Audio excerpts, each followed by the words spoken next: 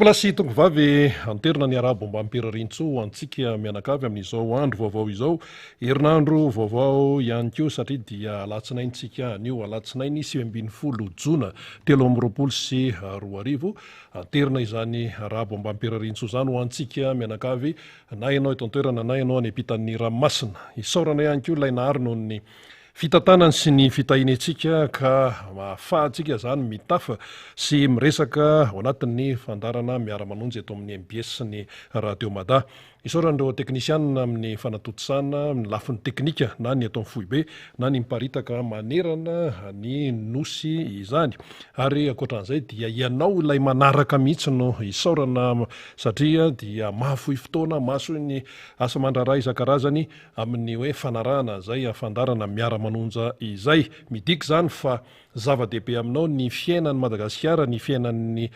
Malagasy sy ny fivoarany mivoatra makaiza moa izy ity, ary mba hahafahanao zany mahafantatra ihany koa ny fandehan'ny raharaham-pirenena sy ny zava-misy dia manaraka ny miara-manonjy eto amin'ny MBS sy ny Radio Mada ianao, ary mampisokatra ny fomba fijery ihany koa manoloana ny vanim-potoana izay atrehan'ny firenena ankehitriny. Ankoatran'izay dia everina fa mbola tsy tara ny fiarabana ny ray rehetra izany teratany malagasy satria malagasy isika. Ny hoe fetin'ny ray dia hoe fety iraisan'ny izao tontolo izao, fa ho antsika malagasy dia mazava ny resaka fetin'ny dada, izay dada rehetra zany dia arabaina satria de omaly no nanamariana any izy io. Mavesa danja kokoa le hoe dada noho le hoe ray zany satria le dada zany dia akaikikaiky kokoa ny fon'ny malagasy ilay fiantsoana hoe dada, satria raha vao miteny ianao zany hoe dada dia eo ihany koa mifamatotra azy eo i neny, dada sy neny, ary misy ny zanaka moa mazava loatra ny fifandraisan'ny dada sy neny sy ny zanaka. Vao miteny ianao hoe dada sy neny dia malagasy zay no mby ao an-tsaina voalohany. Ka omaly io no mariana hoe fetin'ny ray, hoy isika hoe fetin'ny dada, dia arabaina zany ny dada rehetra malagasy, teratany malagasy noho n'izay hoe andro manokana nitsarovana izay. Marina hoe misy ny fetin'ny neny efa taloloha teo fa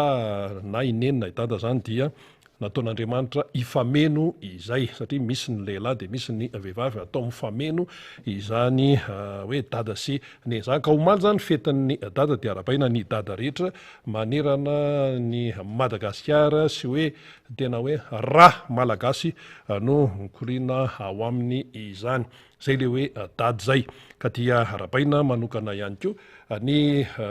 dada zany ny président Marc Ravalomanana satria zay no fiantson'ny rehetra azy. Tsy izy no hoe natonga an'izany fitenena zany fa vokatry ny fahatsapany olona zany, vokatry ny fanarahan'ny olona ny toetra raha-pirenena sy ny zavatra izay nidiavina no nampivoaka an'ilay hoe dada Marc Ravalomanana. Tsy mandehandeha foana zany fa nisy antony, nisy tantarany mato nipotra izay fitenenana izay, de mipotra ny hoe zanaky dada sy ny sisa, mivoaka avy any amin'ny vahoaka daholy ireny fitenenana ireny, ka rariny sy hitsiny raha toa ka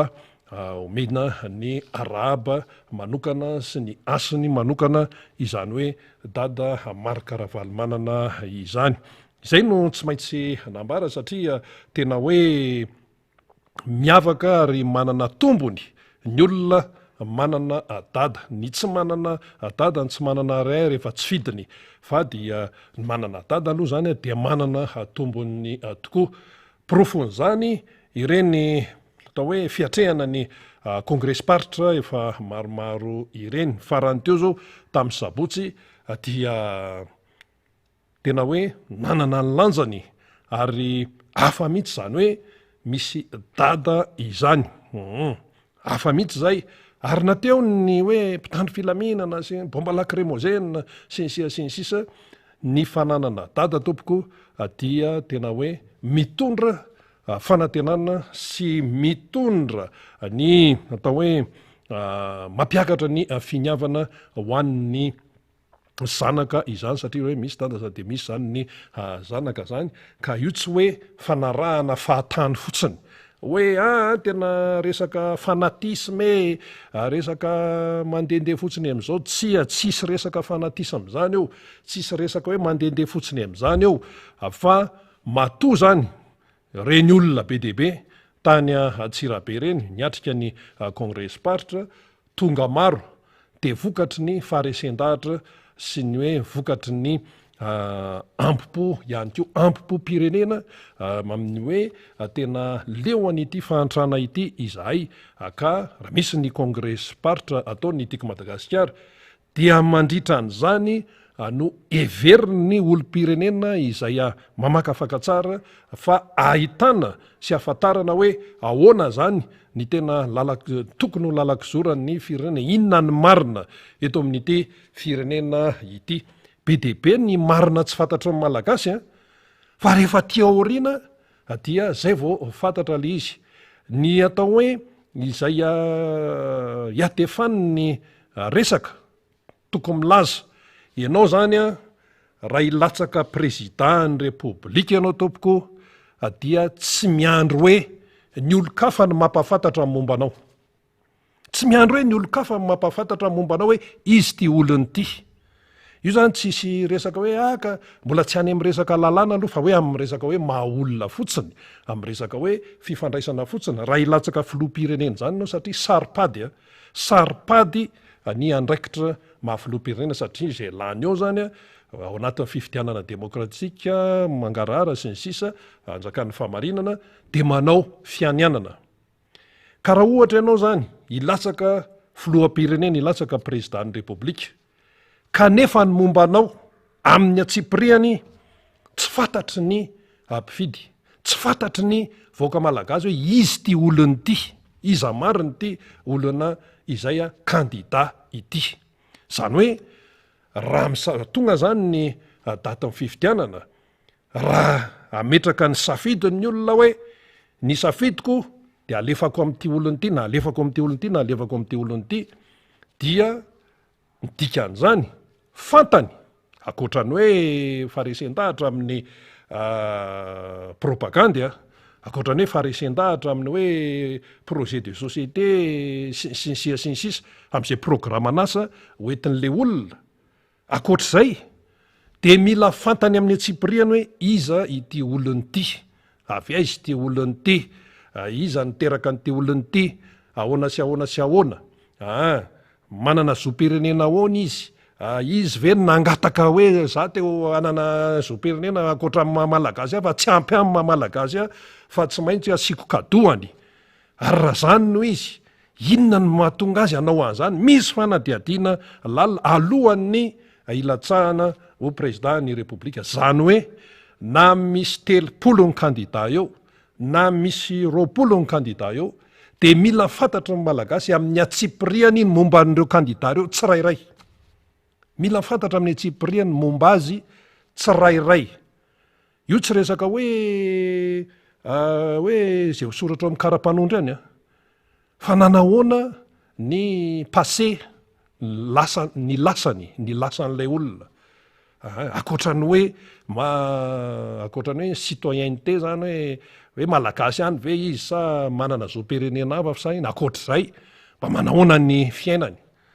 tamin'ny fahazazany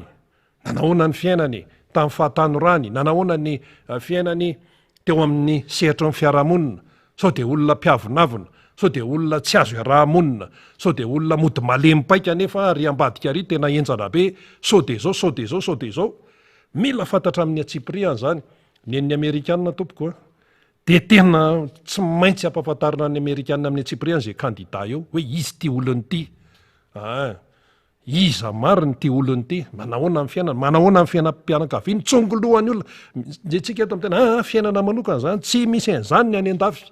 fa tsongolohany olona satria ianao no hitarika satria ianao zany ny ery am'lohany ery de ohatran'izany koa ny tsika eto Madagasikara zany de mila fantatra le izy ary zay kandida milatsaka eo dia tsy miandry tsy miandro ny olona, tsy miandro ny mpanao gazety, tsy miandro ny mpanao politika ampahafantatra momba azy fa izy tokony ilaza hoe izare olona dia ilasaka président république momba de izao tsy ampahany ihany tsy ampahany ihany izay le atao hoe fahatsora-po zay mihitsy le teny malagasy fahatsora-po fa raha ohatra ny ampahany ihany no fantatry le mpifidy dia misy tsy feno ny dikan'izay rehefa tsy feno zany dia lasa mihinana voankazo tsy fantatra le olona zany hoe le mpifidy zany hoe ianao ve zany hoe alefako amin'ity ny safidiko kanefa le olona io izay antefan'ny safidinao tsy fantatrao akory ny momba azy 5 taona teo arina ianao vao mahafantatra hoe ay ve tamin'ny 2014 ty olona ity nisy an'izao nangataka an'izao sinsisa hoe tsy manana zoam-pirenena anakiroa telo sinsisa zany eo ara zany mbola mipetraka le hoe misy miteny mantsy mipanohana ny filoham-pirenena ny régime am'izao fotoana zao hoe satria mafy be zany zao ankehitriny ny tsikera izay metefa any amin'ny filoham-pirenena amin'ity hoe zoam-pirenena frantsay ity ankoatrany hoe zoam-pirenena malagasy zany mafy be lay tsikera satria oka aloha tsy ho adinoantsika fa ny malagasy mitoetra amin'ny malagasy amin'ny ankapobeny de izy olona moratohana izy ary sensible hoy isika zay le fiteny azy sensible fa zao ny malagasy raha ohatra ianao hoe tsopo tonga de ianao zany milaza malalaka tsy ampiambahambana hoe izare olona dia ohatr'izao sy ohatr'izao sy ohatr'izao any momba sisisa de ny olona no mieritreritra fa tsy hoe andrasana osokirina tsy hoe olo-kafary na mpanao gazety na mpanao politika na ny any ivelany na iza no andrasana iteny ny mombanao amin'ny atsipriany ny filoham-pirenena ankehitriny hoe raha nanao propagande izy tam'le fifidianana farany teo zany tamin'ny 2018 raha nanao fifanatrehana tao amin'ny TVM isan'ny candidat moa tamin'izany candidat Marc Ravalomanana candidat Ian Rajoelina nandritra an'io dia momba ny Ian Rajoelina zany tsisy resaka momba an'izay hoe resaka hoe fizakana zoam-pirenena izay na efa nanany izy na nangataka izy na hoe ahoana fa le izy aloha de hoe zoam-pirenena frantsay satria maninona ny olona tsisy nahafantatra aloha fa tao anatin'ny fotoana vitsivitsy zay no nandehabe zany io resaka io nantaty amin'ny mpanao gazety ary ny akamarony tsy de nieritreritra loatra zany hoe nde ho adiadiana momba an'ity sinsisa fa hoe nandeha fotsiny am'izao fa mipotra am'izay le izy de hoe fa ahoana zany nanary ara moa fa ela no namorona hira le hoe gasa vazasa japonais hira nanary zany fa tsy zay mamorona zany hoe misy fanontaniana mipetraka ny tiano tenenina zany de hoe rehefa tonga ny vanim-potoana ny propagande fifidianana zany ny ao arinan'ny fampelezakevitra mila fantatra amin'ny atsipriany ny momban'ny platsaka tsirairay amin'ny atsipriana fa tsy hoe izay everina fambaboana ny fony malagasy any ndeha ho teneniko zay everina fa mety hoe azahoana ny vato mpifidy any no ndeha ho teneniko fa ireto alao tsy tenenina fa sao de sao sao de anahirana sao de anahirana ahoana rehefa momba anao zany de tokony ho tenenina fa rehefa tsy zay de lasa mifidy olona tsy fantatra amin'ny atsipriany ilay mpifidy izany ho an'izay nifidy ny any Rajoelina rehetra zany raha zay entintsika zay analizy tsotra sy mazava dia tsy nafantatra azy 100 tsy nafantatra momba azy 100 satria mety hoe tsy nampahafantarina ve na fempenina ve sa ahoana satria hoe tany amin'ny 424 resaka io no efa eno zany de nandeha fifidiana président république taty amin'ny 7 sy 2 de nandeha propagande nga ianao na ianao an'izany resaka hoe misy resaka zoam-pirenena frantsay zany na hoe fa manana zany na hoe mangataka na ninona zany mantsy mbola misy mahasamy hafa azy daholo fa li zany tsy tsotsorina fotsiny hoe ny sasany mantsy mana tsotsotra resaka fotsiny ka ahoana zany reny diaspora ny andafy reny manana zo-pirenena hafa izy kana fa tokony malalaka zany sisany lalàna ohatran'zao nohatran'zao tsy anony olana izy anie tsy anony olana fa ny tena goavana ao anatin'ity raharaha ty de araky ny tenenina teo hoe raha ilatsaka président ny repoblika ny olona anankiray iny hoe tsisy mbola nametraka hoe manana zo-pirenena folo izy sa manana zo-pirenena 5 le olona sa inona fa ny foto-kevitra de hoe ampafantaro n'le vahoaka izay isafidy ny mombanao zany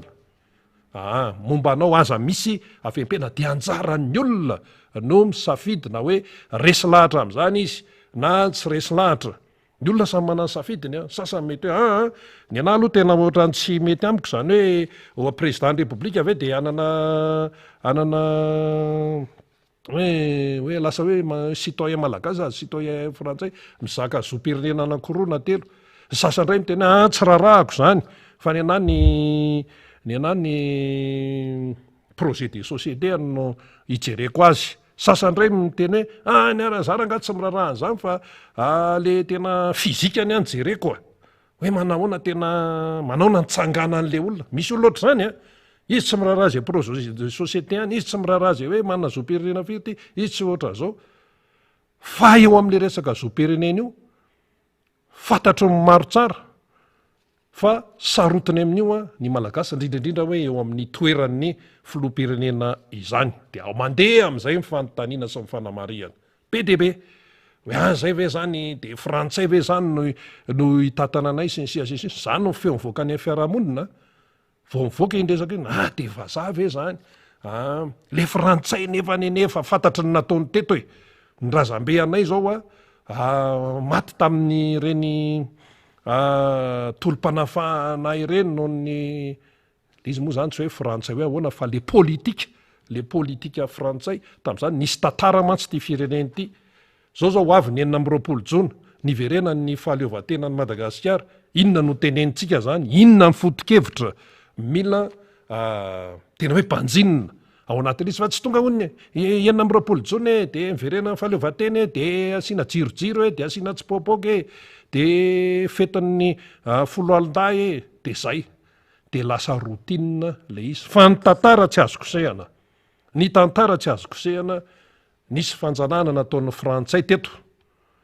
nefa Madagasikara efa naleo tena tany alohan'ny 1896 dia misy an'izany hoe malagasy zany de nizanahan'ny frantsay satria mantsy io resaka io efa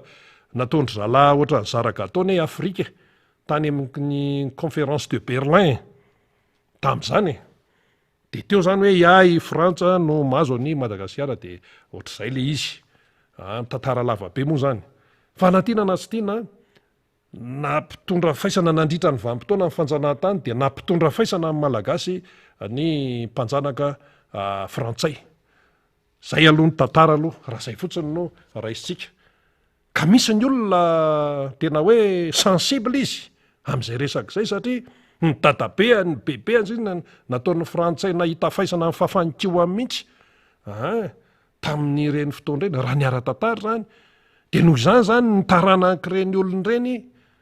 de miteny hoe tena ohatrany tsy mety amiko zany hoe efa maleo tena zany Madagasikara tena tsy mety aminay zany hoe frantsay hoe no hoe hitatana hoe manana hoe zo-pirenena frantsay zany sasany ndray tsy mirarahany zany ka zay le manahirany zay fa io zany arakaraka ny faharesen-dahatra ny olona fa zao koa ny resaka lalàna eto Madagasikara efa mba mila tonga angamba ny fotoana ijerena an'io ary ny ACC zany tamin'ny fotoan'androny io moa fa nytenen'ny président Marc Ravalomanana tany Antsirabe lasa mety efa any amin'ny ACC ny fanontaniana satria tsy ampy ny fahalalan'ny olona momba ny candidat Ian Rajoelina tam'zany de le voka zany de hoe zay mifidy ny Ian Rajoelina zany zay mifidy ny candidat Ian Rajoelina zany tamin'ny 2018 de tsy nahafantatra akory ny tena mombamomba azy 100% tsy nahafantatra satria rehefa milatsaka président repoblika ane manao dossier fa nga io miteny hoe za latsaka tonga de mandeha am'izao tsy zany a manao dossier casier judiciaire inona mombamomba an'le olona zany dia misy dossier akoatra an'le mandoa vola le inona le mandoa an'le antoko iny akoatran'iny iny ao anatiny fa akoatrazay misy atotataratasy tsy maintsy atao atao zany président Marc Ravalomanina afaka nylazaka de feno tsara ny atotataratasy araka ny teneny moa hoe ny teniny tao amin'ny ACC zany tamin'ny fotoan'androny hoe ataovy tsara ny atotataratasynao mantsemy président Marc Ravalomanana ary ny Andry Rajoelina ahoana moa zany le fandehany de zay no fanontaniana izay mipetraka zany zao lasa miverina le fanontaniana miverina le fifidianana nefa efa vita aty amin'ny fotoana famaraparanana ny fempotoana iasany ny filoham-pirenena aperinasa dia lasa miverina zay fanontaniana zay amin'ny vokatry ty le hoe ahoana mariny ty fizakana zoam-pirenena ho an'ny filoham-perinasy ty malagasy frantsay malagasy lasa mihodikodina be lay resaka satria io resaka saripady zany mila mahafantatra an'izany ny malagasy zay zany no fanamarihana momba an'iny fa reheverenantsika indray le kongresy paritra ho an'ny fahatrivakanakaratra nataon'ny tim zany tamin'ny saposy de ireny raha nahita reny misy sakoroka fa tanteraka ihany moa zany ilay izy zany mazava tsara mihitsy zany hoe ho an'izay naharaka ho an'ny tany toerana ny ainan'le izy ho an'ny nanara-baovao nisy ny naharaka nisy tsy de naharaka loatra fa ny teny tsotra fotsiny de ity raha ohatra ny ny tiako Madagasikara nanao kongresy paritra tsy vo ity fa efa azahotsy azy efa mihoatra amin'ny 10 dia tsy nare mihitsy ianao hoe nisy vakotrano tatsy tsy ohatrany tamin'ny 2009 nataon'ny sasany tsy nare mihitsy ianao hoe nisy mifamono tatsy nisy an'izao tatsy tsy nainao an'izany ianao zany fa le izy hoe tena manaja tsara ny hoe lalàna ny atoko hoe amin'ny tany demokratika fa ny fisininy mpitandry filaminana eto seroa zany dia lasa mampametra-panontaniana hatramin'ny any velany manontany fa misy inona ao Madagasikara fa misy inona dia moa zany efa nazavaina teo de vokatry ny tsy fahatokisa-tenany mpanohana ny fitondrana amin'ny mahatonga an'io dia ampiasaina ilay mpitandro ny filaminana ny elankelatrano nefa ery feno mpanentaka ny jiro moa maty de avy eo mirehatra amin'ny alina manitsy fahalemana i Madagasikara fa raha voa nytiako Madagasikara nanao kongresy paritra de fenona miaramila sy mpitandro filaminana eraky ny arabe hoe aiza ny lalan'ireny ary ny lalan'ireny asio atsy petrapetraka daholo ny plan isan-karazany fa rehefa hoe ampandry fahalemana amin'ny Madagasikara tsy hoe ahoana zay ane le fanamarian'ny rehetrarehetra ka mialohan'ny hoe anoizantsika ny analizy isan-karazany zany ijerentsika hoe inona sy navo ny tena ao ambadika sy ny finosiny ireny tany Antsirabe ireny ny sakoroka sy ny sisa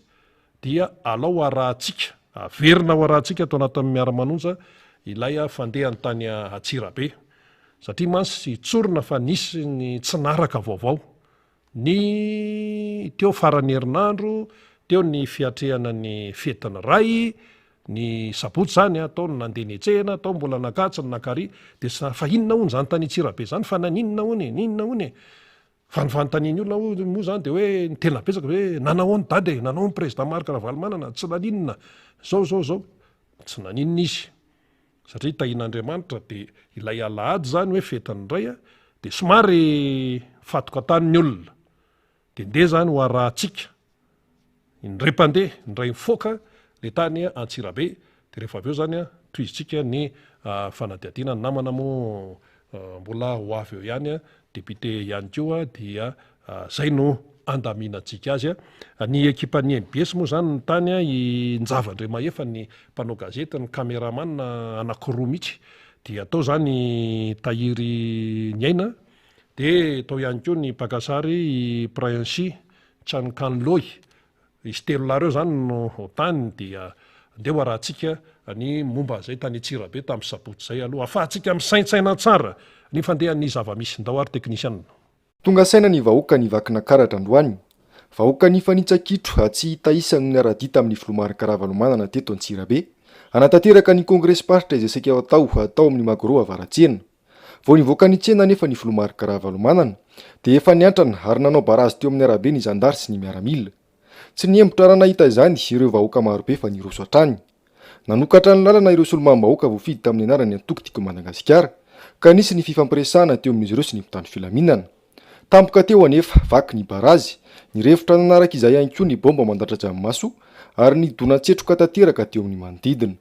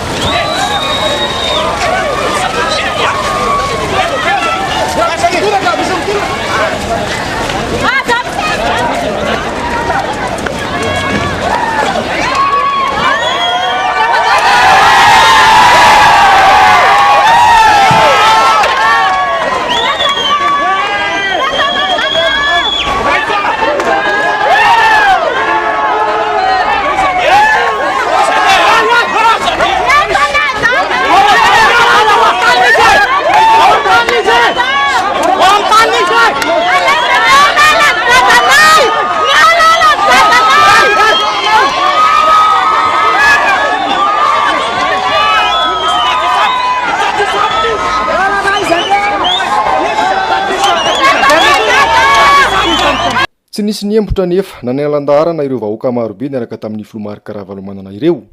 Nitady hevitra hafa nidirana tao amin'ny Magoro ny Filomary Karavalomanana, saingy nombahana ny mpitandro filaminana avokoa ny lalana rehetra nahafahana niditra tao.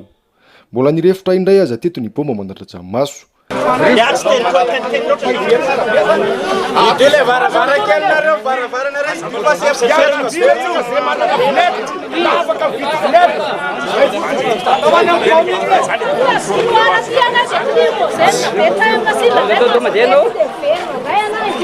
Porofo izao ony olom-pirenena fa fanjakana jadona no misy eto fa tsy fanjakana mitsinjo ny vahoaka malagasy. Be bokotra sy be kitana. Izy narovanareo midalo samy totakely samy vahoaka. Voalohany zay, misy ve fahalalahana? Olona mandeha tsotra sakanana. Noho izany, asoro teo amin'ny bokotra sy ny kitana anareo ary efa tsy hainareo miaro vahoaka fa alao miala. Tsotra, vahoaka efa mitrisina amin'ny tany mandady amin'ny tany. Kibo mihitsy no mikisaka, mbola ataonareo ohatran'izao. Nisy zazakely teo zao, andeha etsena izy hotely mianaka, tratra ny lacrymogène natorana le zaza. Aiza andraikitrareo amin'izay be bokotra sy be kitana. Fataro fa vahoaka ny tokony arovanareo. Antsirariny fa ty vahoaka tsy anentsianinana napana lacrymogène olona tsy mangalatra tsy maninona. Kongresy pasitra ny ataonay fa tsy hoe androdana na grève na aninona. Tsy manakatra fara fa tsy mahay stressena ny didijadony eto Madagasikara. Tsy manakatra. Leo fahatrananay. Sady zay mandeha filaminana ngefa mpitandro filaminana mandrodana anay ohatr'izao tsy rariny. Sady zay tsy manaiky hitondray ny nationalité française antsony, tsy mety aminay. Vahoaka ny tompon'ny fahefana ary tadio frantsay ve no mitondra antsika eto? Fa tsy gasy. Tsy mety zao e. Ahoana izy ao amin'ny tranony izy manina izy nitsitsofoka ao amin'ny tranony. Zao ve fitondrana misy mifahantrana eo ambaravarany olona, nitrosan'ny olona zao sisa ny iainana zao. Vahoaka tsisy antsianasa dalo fandripahalemana ny rehetrarehetra. Tsisy délestage. Zao hitanareo zao hitantsika mianakavy zao. Fahatrana ny anaty volaninay. Mipiasa ny zone na avoaka mihitsy alefa roasina aby. Mampangalatra ny tany tsy mandry fahalemana. Anay leo fahatrana. Tsisy asa mandeha, tsisy ninona. Avy amin'ny fitondram-panjakana, mbola izy koa mamebaika andreo miaramila sandarma sy polisy reo. Anana no fahefana. Leo anay. Lazaina foana fa tany demokratika Madagasikara kanefa izao no asetry ny vahoaka malagasy izay maniry ny anio ny heviny.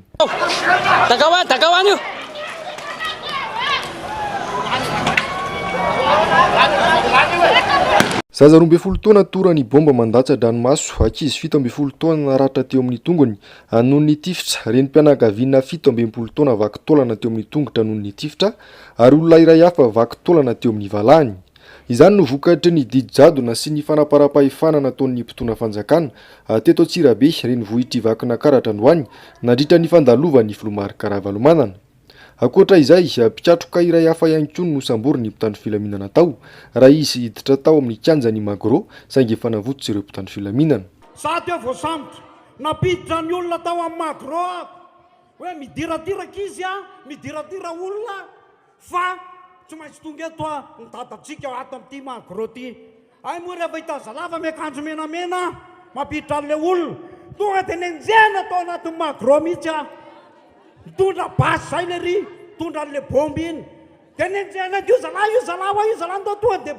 anay moa zanaky dada dia anay tsy mamely anay tsy mikitika fa anay ampahamarinana natao ka noho izany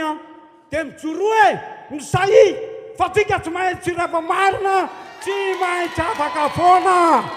Tsy nitaza-potsiny ireo olona naratra sy niara-ny eritreritra nataon'ny mpitandro filaminana ireo ny Filomary Karavalomanana fa avy hatrany dia nandray an-tanana azy ireo tamin'ny fitsaboana. Sorako manokana Andriamatofilo nanome toromarika avy hatrany ho anay fa nokarakarainy avokoa ny fitantanana sy ny fandraisana tanana ireo olona marary ireo. Ny tenana izao ny solotena n'Andriamatofilo ny karakara azy tany. Tsy manary atsika ny ray aman-drenitsika na amin'ny sarotra azy. Fa izao na vy na vato tsy maintsy vaky iankaratra. Porofo zany Androany ary ny porofo indray aman-dreny fa vaky tokoa iankaratra Androany. Voaporofo teto vakina karatra mihitsy fa vazaha tokoa ka mitondra an'ity tany ity. Aika reto gendarme reto ka miaramila frantsay misaotra anareo fa nasehaonareo anay ny toetra anareo sy ny mombamomba anareo. Hainay ny tokony atao. Saotra tompoko na makasitraka tompoko vavy. Tsy nitsitsy ary nanapatra ny fahefany ka ny afara tamin'ny fandratrana olona araka izany ireo mpitandro filaminana teto Antsirabe. Ny antso ny feon'ny fieritreretan'ireo tompon'andraikitra toy ny ministry ny filaminam-bahoaka, ny ministry ny atany ary ny zandarmeria ny Filomary Karavalomanana tsy ampijaly ny vahoaka tahaka izao. Avo soso tanteraka teto ny asin'ny vahoaka malagasy ary noporofony izao fanjakana izao fa fanjakana tsy refesin'ny mandidy no misy eto Madagasikara. Ny fota amin'ny toromaso ny vahoaka n'Antsirabe Androany anasehon'izy ireo fa mila olona mavita azy ny firenena akana inona na inona endriky ny jadona sy ny ramatahorana atao azy ireo dia noporofony ny vahoaka ny vakina karatra fa niverina tamin'ny tanjany ny tokotiko Madagasikara teto. Rehefa tsy navela niditra tao amin'ny Magro mantsy ny Filomary Karavalomanana sy ireto vahoaka marobe ireto dia nanao diabe namakivaky ny tanàna n'Antsirabe. Kopakopa tanana hafaliana sy endrika feno tsiko no tazana teny amin'ny endrik'ireo vahoaka sendra azy teny an-dalana. Nafana ihany koa ny ambiance nandritra izany.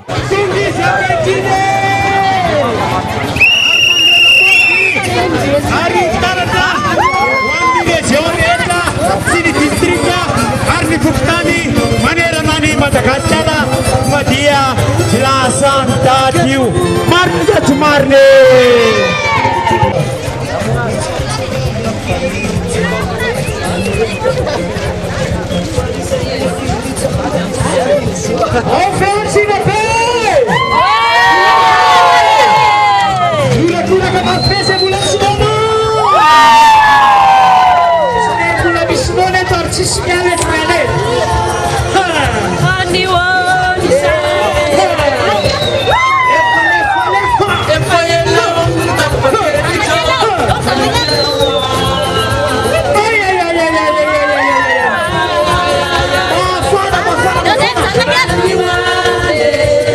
Família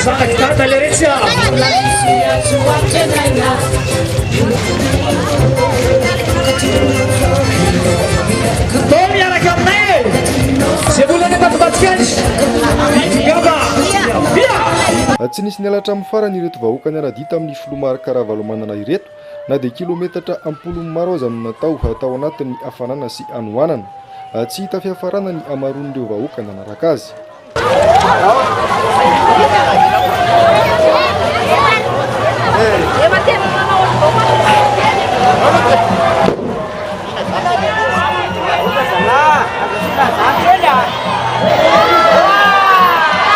Raiso ny andraikitra hananganantsika firenena vanona ho ny filomary karavalomanana androany nandritra ny kongresy pasitry ny antokotiko Madagasikara teto amin'ny faritry Vakinankaratra. Miantso ho an'ny firaisan-kina tsy sy ny faniliana hampijoroana ny komity miaro ny marina sy ny rariny na ny KMMR ny tenany. Mila mifampatoky isika ho izy ary ny fitsinjaram-pahefana tena izy no averina petraka amin'ny laoniny eto Madagasikara. Mila famonjena maika dia maika ity firenena ity. Mila mahay azy, mila kinga sy mahay ary mila mahay miresaka amin'ny olona. Voalohany indrindra aloha, tsy maintsy ataontsika ny fampandrosoana miainga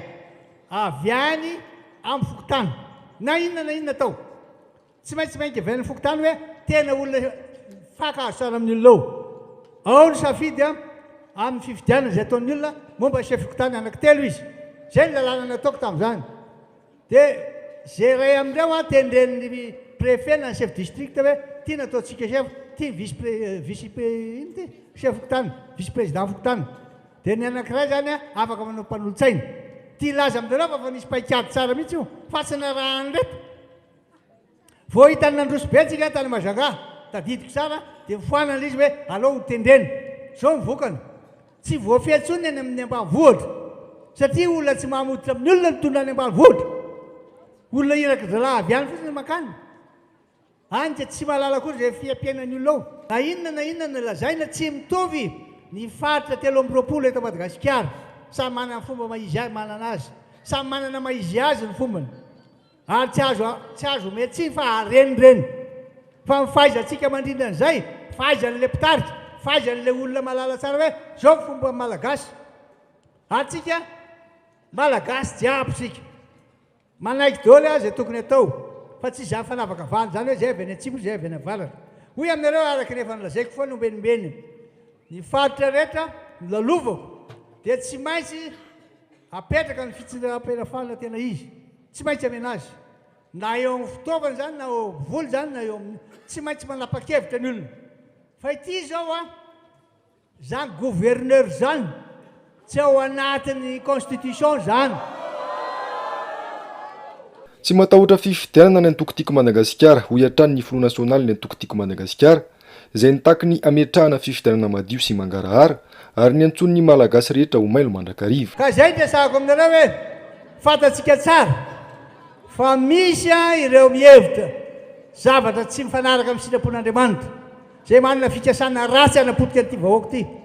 Andravarava ny fananana ary indrindrindrindra tsy miraharaha mihitsy ny fiainan'ny olona.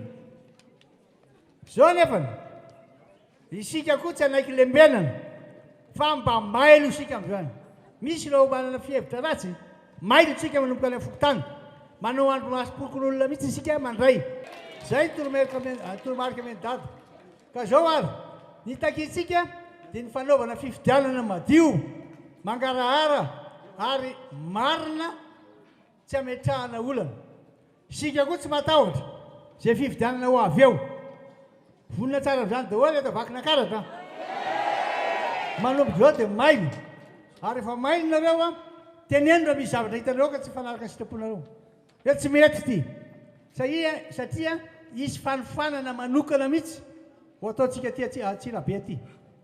Ataontsika isaka ny faritra. Dia zao anangana firenena vanina ho ahy isika.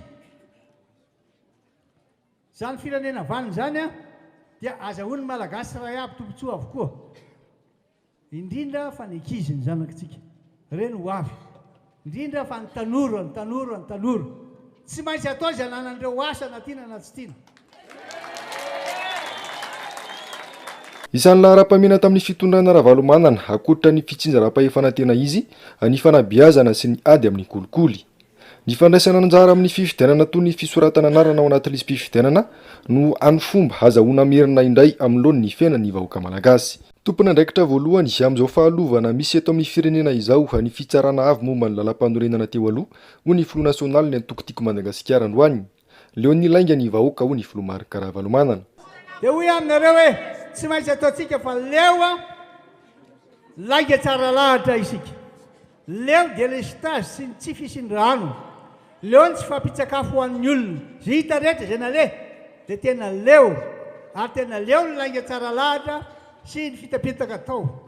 Hitantsika zany zao fa tena mijaly fadiranovana olona. Noho izany anisan'ny tompon'andraikitra voalohany amin'izao zava-misy zao hoe aminareo ny mpikambana tao amin'ny ACC teo aloha.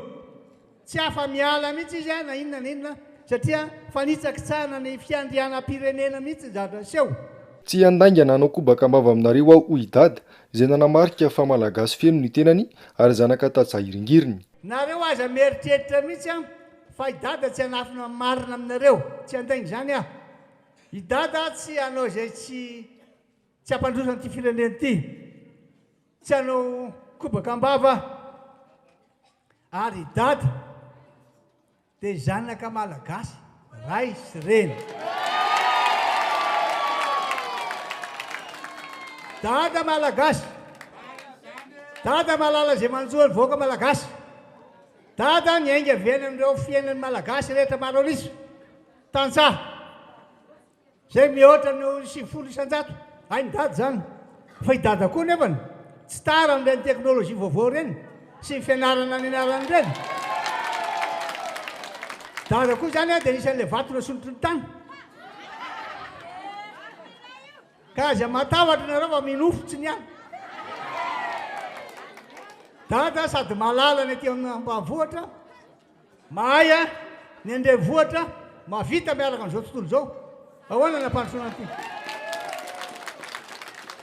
Hay vera angatika mitondra ty malagasy ty amin'izao fotoana izao ka tsy malagasy. Fa na izara zao vao malala. Tsy fanao ny manafina marina. Ary manana andraikitra lehibe amin'izany. Mandray andraikitra lehibe amin'izany ary nilaza hoe azo raisina fa tsy mitombona. Za ianao menatra. Satria ny ACC teo aloha io dia tsy nanadiady ve izy. Tadidiko mihitsy za zao Marika Karavalomanana kandidata amin'izany. Dia niona tamin'ny Indrakahito hoe ataovy complet tsara dossier-nao. Za zao miresaka aminareo ary vavolombelona mitantara. Dia hoy fa nahoana? Hay izy tika any ambadika any manao zavatra tsy marina. Dia efa tamin'ny 2014 ny sasany efa nangataka zom-pirenena frantsay. Maninona raha mba nilasahana raha ty zany e? Maninona anao raha manadiady no mba milaza fa na inona tenentsika tsy azo entina vahiny ny firenentsika. Mila famonjena maika ny firenena manoloana izao fijaliana manara-penitra mianjady amin'ny malagasy izao. Mila olona manana traikefa amin'ny fitantanana ny firenena satria tsy andrakandrana ny fiainam-bahoaka. Antsirabe voaloha sy faharoa Faratsio, Ambatolampy, Betafo, Mandoto, Antsirabe, Antanifotsy. Ireo no distrika mandrafitra ny faritry Vakina Karatra tao anatin'ny faritany Antananarivo. Ho an'Antanifotsy manokana dia fijaliana ny resaka fahasalamana sy ny fivelomana. Raha ny vahoaka an'Antanifotsy dia mangetaeta fahafahana. Raha ny vahoaka an'Antanifotsy dia mangetaeta an'Andriamatofiloha Président Marika Karavalomanana. Inona ny antony? Tsy misy zava-bita ao amin'io distrika an'Antanifotsy io. Ny lalana dia potika avokoa. Ny resaka tsy fandriam-pahalemana dia tena tsy matory hatrany ny olona fa any an-tsaha avokoa ny matory. Ny resaka fahasalamana, ny aretina rehetra dia tena tsy misy mijaly, tena mijaly tanteraka. Ny resaka fivelomana moa amin'ny fiainana andavanandro, ny omby izay tokony ho entina mandeha miasa tapitry ny jolà daholo, lasa ny dalo aby. Tsy misy esana tsony ny olona. Noho izany tompoko, tsy ho lava resaka fa ny vahoaka an'Antanifotsy dia mangetaeta fahafahana Andriamatofiloha ary manohana 100 isan-jato fa tsy tena hoe 70 isan-jato fa tena malahelo anao avy ny olona président ka maty kosa ianao. ary tsika rehetrarehetra eto faritry vakina karatra dia mahatsapa izao fahoriana mahazo ny vahoaka zao. Talanjato no nanafika tao Anjenje iray amin'ireo fokotany izy enina amby fitopolo ao Mandoto. Anisy vahoaka namony ainy ateo koa ny zandary sy ny mpitandro filaminana. Marina tokoa fa notafian'ny dahalo zato latsaka kely ny tanàna n'Anjeze any atsimo andrefa ny Beakanga ary nisy zandarma maty tam'izany, nisy miaramila maty tam'izany, nisy vahoaka zay maty tam'izany ary ny omby zay lasandalo dia amanjatony ihany koa. Fara fahoriana ny vahoaka kehitriny Andriamatofilo ary ny fanantenana lehibe mba hipisahany masoandro mba hisiny ny fahavelomana ara-dalàna eo ambany fahasoavan'Andriamanitra dia ianao no efa notendreny ary ianao no omeny izany fahasoavana lehibe izany ka velomaina aza marofo tompoko lahy ho tahin'Andriamanitra nareo menakavy. Fa amin'ny teny zao tokoa dia miady amin'ny asandahalo ny vahoaka ny distrika Mandoto. Efa fantatsika anisan'ny olona maty izay efa nitenen'Andriamatofilo sy ny namana teo. Ka eto dia mitodika amintsika mpitandro filaminana. Fantatra fa baiko ny raisinareo. Kanefa izao, na eo ary baiko izay menanareo dia izao, ny asa voalohany andrasa ny vahoaka aminareo dia miaro ny vahoaka sy ny fananana. Marina sa tsy marina izay? Ka eo anatrihan'izay dia izao, eno ny feon'ny fieritreretanareo saola ka ho tratra farany eo samby efa ho rendrika zalahy mipetrapetraka any andafy tratra farany eo nareo mijoroy anareo mpitandro filaminana. Tafakatra 5,000 ariary kosa ny kilao ny zezika any Betafo sahirana ny tatsaha amin'ny famoaham-bokatra. Ny mampalaza amin'ny Betafo moa dia ny ronono sy ny ovy. Mpamboly zany dikan'izay sy mpiompy ny akabeazan'ny olona ao. Manana fahasairanana be mahitsy ny vahoaka amin'ny Betafo hatramin'ny elandada teo amin'ny fitondrana satria raha tsy teny afa-tsy ny zezy bazaha fotsiny dia 5,000 ariary ane. 5,000 ariary nefa ny ronono efa 100 ny litatra. Sationany fotsiny izay. Dikan'izay dia tena mijala ny vahoaka amin'ny Betafo mitovy amin'ny vahoaka ny vakina karatra rehetrarehetra. Ka ny any tenika dia izao, tsy kabary lava fa tsotra. Tanjona tokana no tadiavintsika dia fialana amin'izany fijaliana sy fahantrany izany. Ka noho izany dia dada Ravalo manana ihany tompoko ny lakile. Ao sa tsy ao? Dia misaotra antsika menakavy makastelina tompoko lahy makasitraka tompoko vavy. Vonina mpandan'ny Filomarika Ravalomanana izahay izy ho nisy olo-tenana Ambatolampy izay varavara ny vakina karatra. Ny ao Ambatolampy dia tena mijaly mantsy amin'ny resaka fambolena sy fiompiana zany. Tena mijaly satria tsisy mpijery. Ny mena tao ny fitaovana ny hoentina hanamboarana lalana. Fa tsy ny lalana makany ambanivohitra no hiasana fa ampiasainy zalahy tediavana vola ho amin'ny tenany manokana. Fa raha reny kosa ngamba no zavatra tena anina tsy tokony izao no toerana misy ny Madagasikara. Manarak'izay monsieur le président, izay ao Ambatolampy dia somary manana problème ihany fa ty joro zay amin'ny fanohanana anao, amin'ny fandaninanao hiverina eo amin'ny toeran'ny filoham-pirenena eto Madagasikara. Ny ray feo moa ireo solotenan'ny distrika rehetra teto vakina karatra fa 420 andro sisa izao fitonana izao. Akao arian'izay dia ametraka ny olona hiveriny fa manana vina matotra mpandrosoana ny tanindrazana izy ireo. Mila miverina amin'ny Malagasy sy ny Madagasikara ho Irina Randriamasonoro, sekretera jeneraly ny Antokotiko Madagasikara. Nambara mifakaiky ny fandresena ka mila mijoro ny Malagasy. Aniza tsara hoe Madagasikara any gasa any vahiny. Aniza tsara hoe Madagasikara gasa vazany tokony hitondra Madagasikara. Gasa vazany ho afaka hiaro any Madagasikara. Gasa vazany ho afaka hiaro ny vahoaka Malagasy. Tsy gagy isika raha mahandro. Tsy gagy isika raha ampahantraina. Tsy gagy isika raha misy mitsangana hamono atsika. Satria misy olona tsy tombotsoa any Malagasy no arovana, fa mbola manana tombotsoa hafa manokana. Ary ny zavatra nisy androany dia manam-pirofo amin'ny fisiany zany fiarovana tombontsoam-pirenena hafa zany fa tsy tombontsoan'ny malagasy. Maninona moa isika no troana la bomba lacrymogène toy ireny? Fa maninona moa izy zanakitsika no vonoina toy ireny? Maninona ny ray aman-drentsika no vonoina toy ireny? Rariny zany sa tsy rariny? Ny mahafaly anay ary mahafaly anay dia zao, akaiky ny fandresena. Na tiany zao fitondrany zao na tsy tiany fitondrany zao, afaka efa bolana mialy zao fitondrany zao.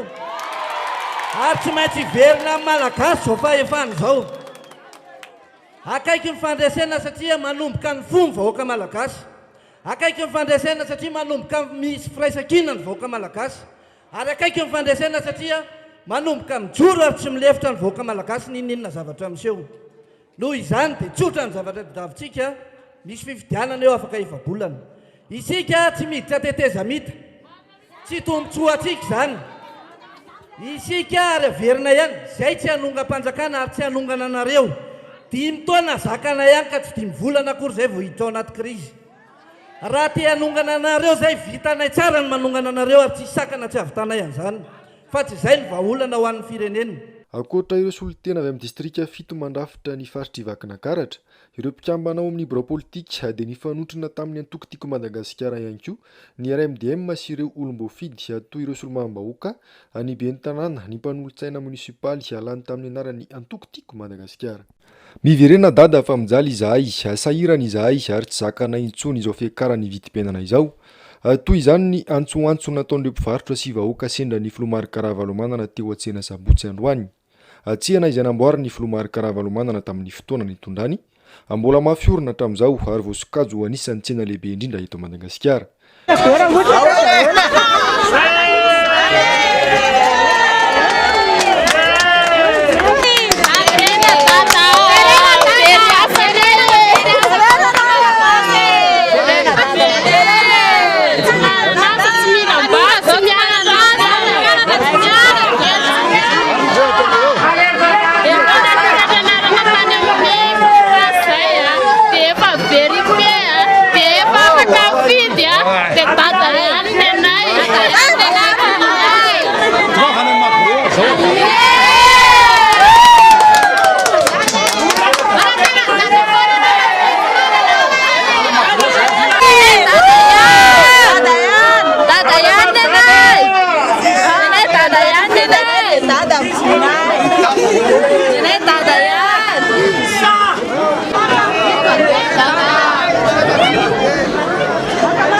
Miandrandra ny fiverenan'ny Filomary Karavalomanana avokoa ny vahoaka malagasy aresan'ny fahandrana tanteraka noho ny tsy faiza mitantana izao fitondrana izao.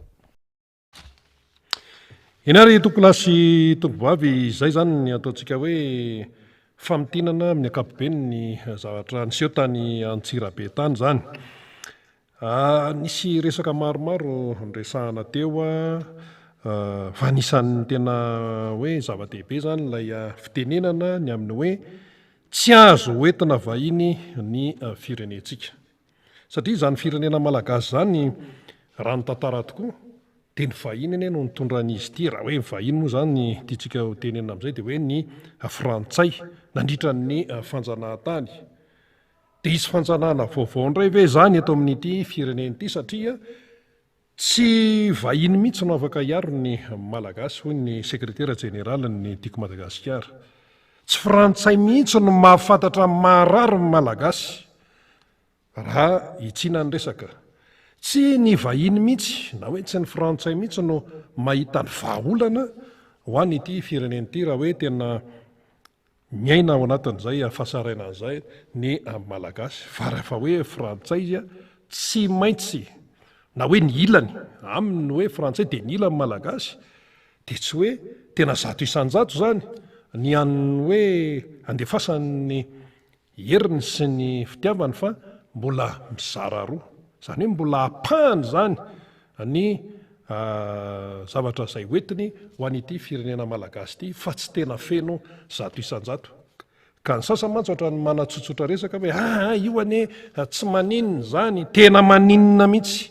ho an'ny malagasy satria ny 80 taona nanjanahan'ny frantsay ny malagasy ary efa tena hoe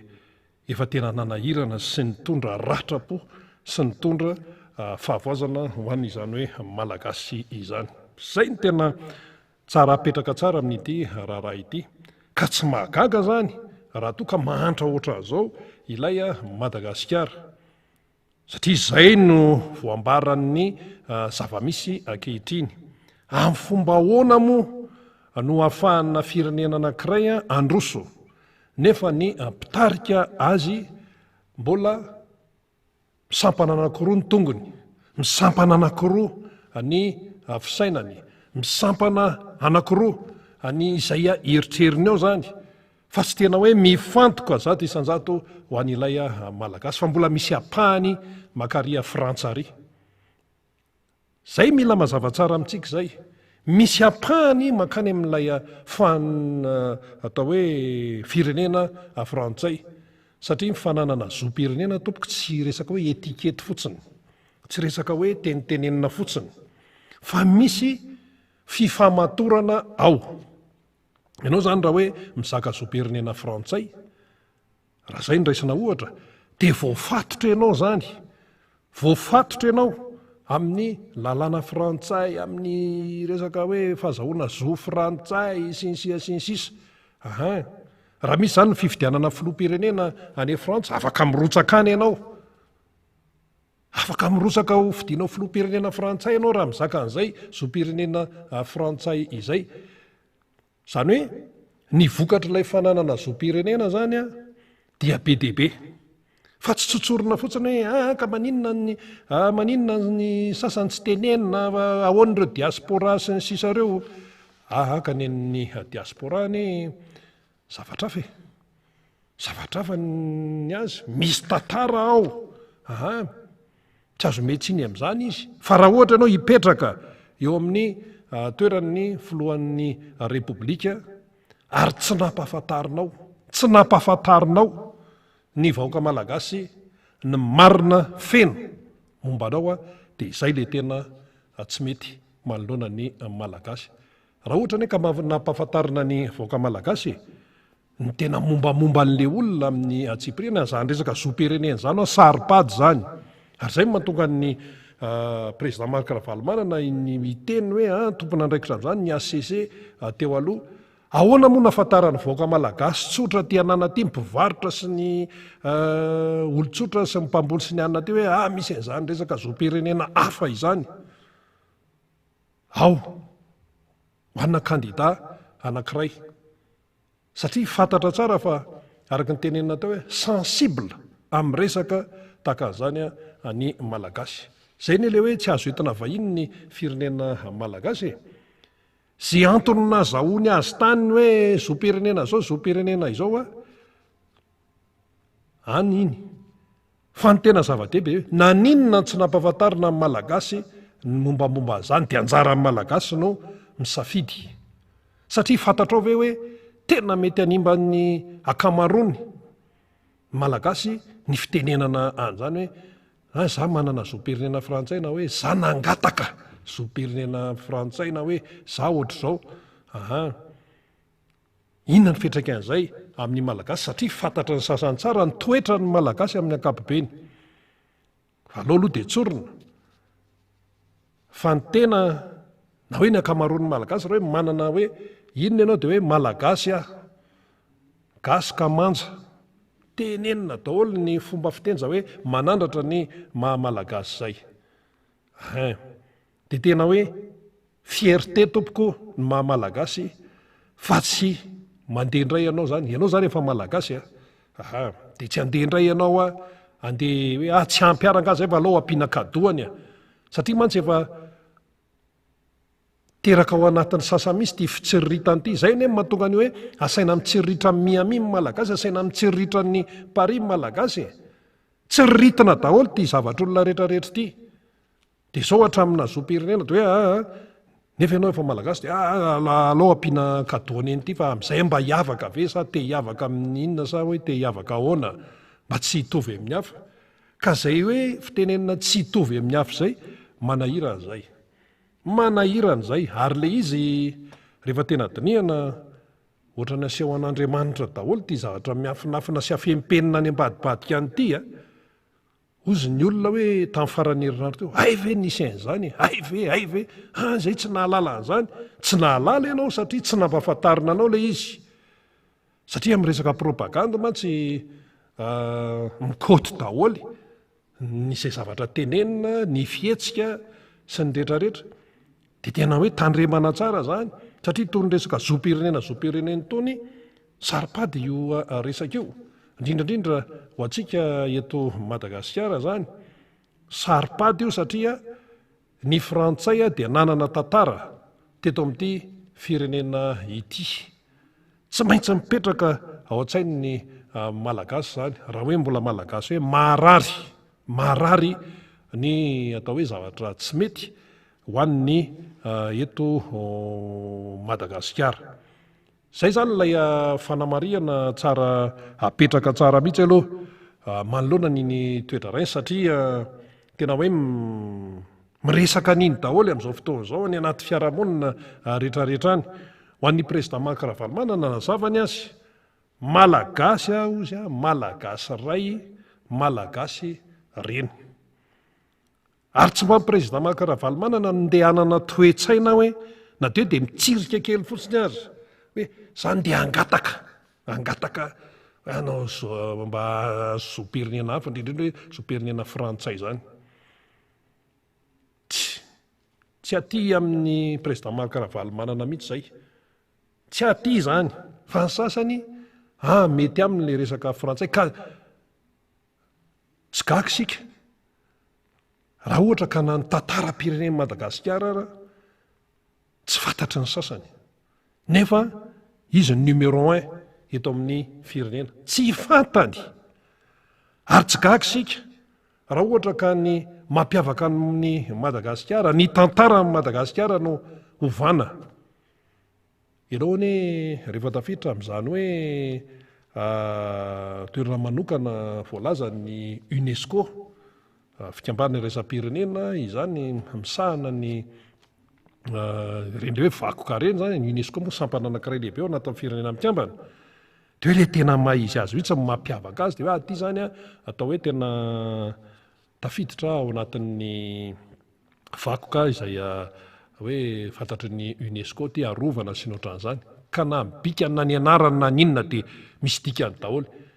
zao ny rovan'ny Manjakamiadana ovana hoe rovan'ny Madagasikara inona koa zany rehefa rovan'ny Manjakamiadana dia rovan'ny Manjakamiadana mba tsy ovana hoe rovan'ny Madagasikara ay moa zany ny mpitatana antsika ka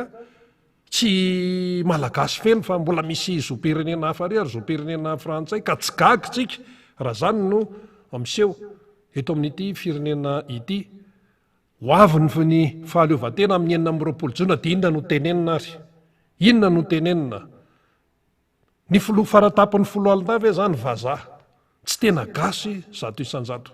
akoatra amin'ny filoham-pirenena mantsy dia ny président ny repoblika ihany koa no filoha faratapon'ny folo alina akoatra izay mbola filoha faratapon'ny maribona-pirenena eto Madagasikara faratapony amin'ny maribona-pirenena ny frantsay misy zany légion d'honneur zany sy nkipitsipitsiny ihany mba ny malagasy grand croix première classe inona tokana ho an'ny filoham-pirenena iny dia ho an'ny olon-tsotra ho an'ny civil zany ny grand croix deuxième classe ny faratapony dia nefa ny eto amintsika misy zany hoe misy zopirenena hafa nanan'ilay président ny repoblika dia inona ny fetraika an'izany ary io tsy tsotsorina fotsiny hoe izy any faux débat faux débat ozy ny sasany zany ho an'ilay mpiaro sy mpanohana ny fitonrana lazainy fa faux débat le izy zany ahitana resaka be sy ny sisa resaka be zao nefa tsy tokony ho zany izy fa rehefa te ho aratsiana le olona dia resahana daholo ty resaka rehetrarehetra ty tsisy resaka fahanaratsiana zany fa ny resaka marina tadiavin'ny malagasy osany dia hoe teneno aminy ny mombamombanao zany alohan'ny ilatsahany eo fa naninona ary zany tsy mivoaka zany resaka zany tamin'ny propaganda ty resaka ty nefa tamin'ny 2014 fa naninona ny tsy mivoaka naninona ny nafempenina tany satria fantatra fa anahirana io isy fetraikany io satria nitadiavin'ny malagasy aloha dia hoe malagasy oatra azy no mitantana azy. Ny 80 taona nanjanahany frantsay teto rehefa nanahirana ary ny oka zavatsara reo anarana izay napetraka ny frantsay nandritra ny fanjanahantany raha ny eto Antananarivo rehefa niverina tompoko ny fahaleovantena dia novana ho anarana malagasy. Izareo fotsiny reo tunnelreo teo any misy hoe tunnel Garbi ty anarana frantsay rehetrarehetra ty napetraka teto, nampitondraina ny anaran-dalana, nampitondraina anarana zaridaina, nampitondraina anarana tsangambato hatramin'ny Galeny mitaingitsoavaly le teo Ambojatovo nisy an'izany ny teo nisy an'izany teo dia malagasy ety ambany ety miendrandra ohatra zao dia Galeny ery ambony le tsangambato ngeza be teo Ambojatovo teo ny arana hitan'ino mitaingitsoavaly dia malagasy ety ambany ety dia menanarana frantsay daholo ty rehetrarehetra ty. Efa lasa be ny tanàny Patrick Aramiaramanana nalana teo mazava mihitsy. Ary rehefa niverina ny fahaleovantena no ezahana no averina amin'ny hoe mena anarana malagasy ny toerana maro raha ny teto Andrenivohitra. Tsy ny frantsay mihitsy akory mahafantatra ny maharary malagasy. Ary rehefa tsy fantany maharary malagasy dia tsy ho fantany ihany koa ny vahaolana. Dika zany fa matoa zany ny toe-karem-pirenena ny fiainan'ny malagasy mitotongana tahaka an'izao dia sarotra ho an'ny olona tsy miaina ao anatin'ilay fahoriana no mahafantatra ny dozin'ilay fahantrana. Rehefa tsy miaina ao anatin'ilay fahoriana ny olona ahoana moa natsapany an'ilay izy ko izy milamina be ko izy mety amin'ny fiainanko izy fiainana frantsay no ao anatiny ao sinsisinsis ahoana no afantaran'lay mangidy lay tangena tsy mitapoka ho an'lay malagasy ampisotrona n'lay malagasy tangena tsy mitapoka ne izy ty tangena tsy mitapoka ny tangena efa mangidy fa raha ohatra izy hoe tapohana kely ary anaty tantara misy an'izany rehefa tiandry zalahy vonoana le olona dia ataony mahery be le dozy zany ny tany amin'ny andro Ranavalona voalohany. Tantaram-pirenen'i Madagasikara tsy fantatry le mpitantana inona moa misy lanonam-panjakana atao ny hiram-pirenena fa misy tsy mahay tononkira, misy tsy mahay tononkira ny ty leritandrazana mahalala ty dia hatramin'ny misy 3 fa misy tsy mahay an'izany. Zany everitsika hoe zavatra maivamaivana fa tena zavatra goavana be mihitsy n'izany. Ny NPSDR moa dia tena niteny mihitsy ry Eliane Bezaza hoe tokony ametra-pialana ny filoham-pirenena, ny azo tonga dia any satria tsy azo ny saina eritreretana mihitsy n'izany hoe tena malagasy latsaka fefany no mitantana ny firenena. Tsy tena malagasy 100% fa malagasy latsaka fefany. Mbola amboaritsika raha ny fomba fiteny amin'izany dia eto moa zany tsy maintsy hazavaina ny zavatra tahaka an'izany satria hiatrika fifidianana sika dia may ny mpanohana ny fitondrana amin'izao fotoana izao dia miezaka manazava fa hatreto tsy maharesy lahatra aloha ny fanazavana efa io efa hita izy nefa hatramina taratasy iny efa miparitaka eraky nyty fiarahamonina rehetrarehetra ty dia inona tsony moa zany fa le dika n'ilay hoe fahazahoana zom-pirenena hafa dia mitarika zavatra marobe zay, mitarika zavatra marobe na tiatsika na tsy tiaka. Ianao raha vao manana zom-pirenena hafa ankoatra amin'ny malagasy dia voafatotry n'ilay zom-pirenena hafa iny ianao amin'ny ampahan'ny fiainanao zany ary mahazo tombontsoa amin'ny lay fahazahoana amin'ilay zom-pirenena hafa ankoatra ny malagasy. Za zao malagasy izay ihany ny zom-pirenena ananako zany. Za nga afaka mifidy rehefa mandeha ny fifidianana filoham-pirenena ry Andro Macron ary tsy afaka mifidy satria za tsy frantsay. Fa raha ohatra double nationalité, triple nationalité zay sisa raha manana zom-pirenena frantsay sady manana zom-pirenena malagasy dia afaka mifidy azy zany. Raha hoe raha ny any Frantsa andresana raha zay fotsiny dia efa zay nefa dia efa tsy mitovy leta, tsy mitovy lanja la hoe tena malagasy madiodio zato isanjato sy hoe mbola misy ato ary akoatran'izay ihany koa moa le hoe malagasy zay nefa ananako dia nangatakahako zay le hoe toe-tsaina mangatak'izay lalina be zay misy dikan'izay maninona feo fieritreretako no manosika angataka ho ahazo zom-pirenena hafary akoatran'ny mahamalagasy akoatran'ny mahamalagasy zany mila fandiniana zany misy ndray ataony zay azahoana vahiny ndray misy ndray vahiny zany ataony zay azahoana zom-pirenena malagasy izy mantsy meritrehitra sao dia averina ohatran'ny hoe varomora ity fahazahoana zom-pirenena malagasy ity raha avaditsika amin'izay ndray misy ambadika ndray ataony zay azahoana zom-pirenena malagasy mba hahafahany manao ny tiany ataony eto amin'ity Madagasikara ity satria mieritreritra ny sasany hoe manam-bola manana an'izao zany mila fieritreretana daholo mila dinihana tsara zany satria tena mieritreritra ny vahoaka malagasy ho tena hoe tsy maraka ininina mihitsy angamba ny sasany ka any amin'ny zavatra tena saripady dia sarotsaroana fotsiny tsy maninona io hoe zany koa ve dia aisiana resabe zany koa ve faux débat zany tsy faux débat mihitsy zany tompoko fa tena vrai débat zany retsaka zom-pirenena zany ary malagasy tena hoe sarotiny amin'izany fa verindrem-pandeha ninona fanazavana etseroa zany dia le hoe tsy fitenenana tsy fitenenana amin'ny malagasy ny tena marina tamin'ny fotoana tokony tenenana azy no tena tsy mety manoloana ny malagasy zany raha ohatra ianao ane nitsotra hoe zako nangataka mba zom-pirenena frantsay fa nazanona tsy zany dia ilatsaka sy ny sisa dia ampahafantarina voaka malagasy dia anjaran'ny olona no misafidy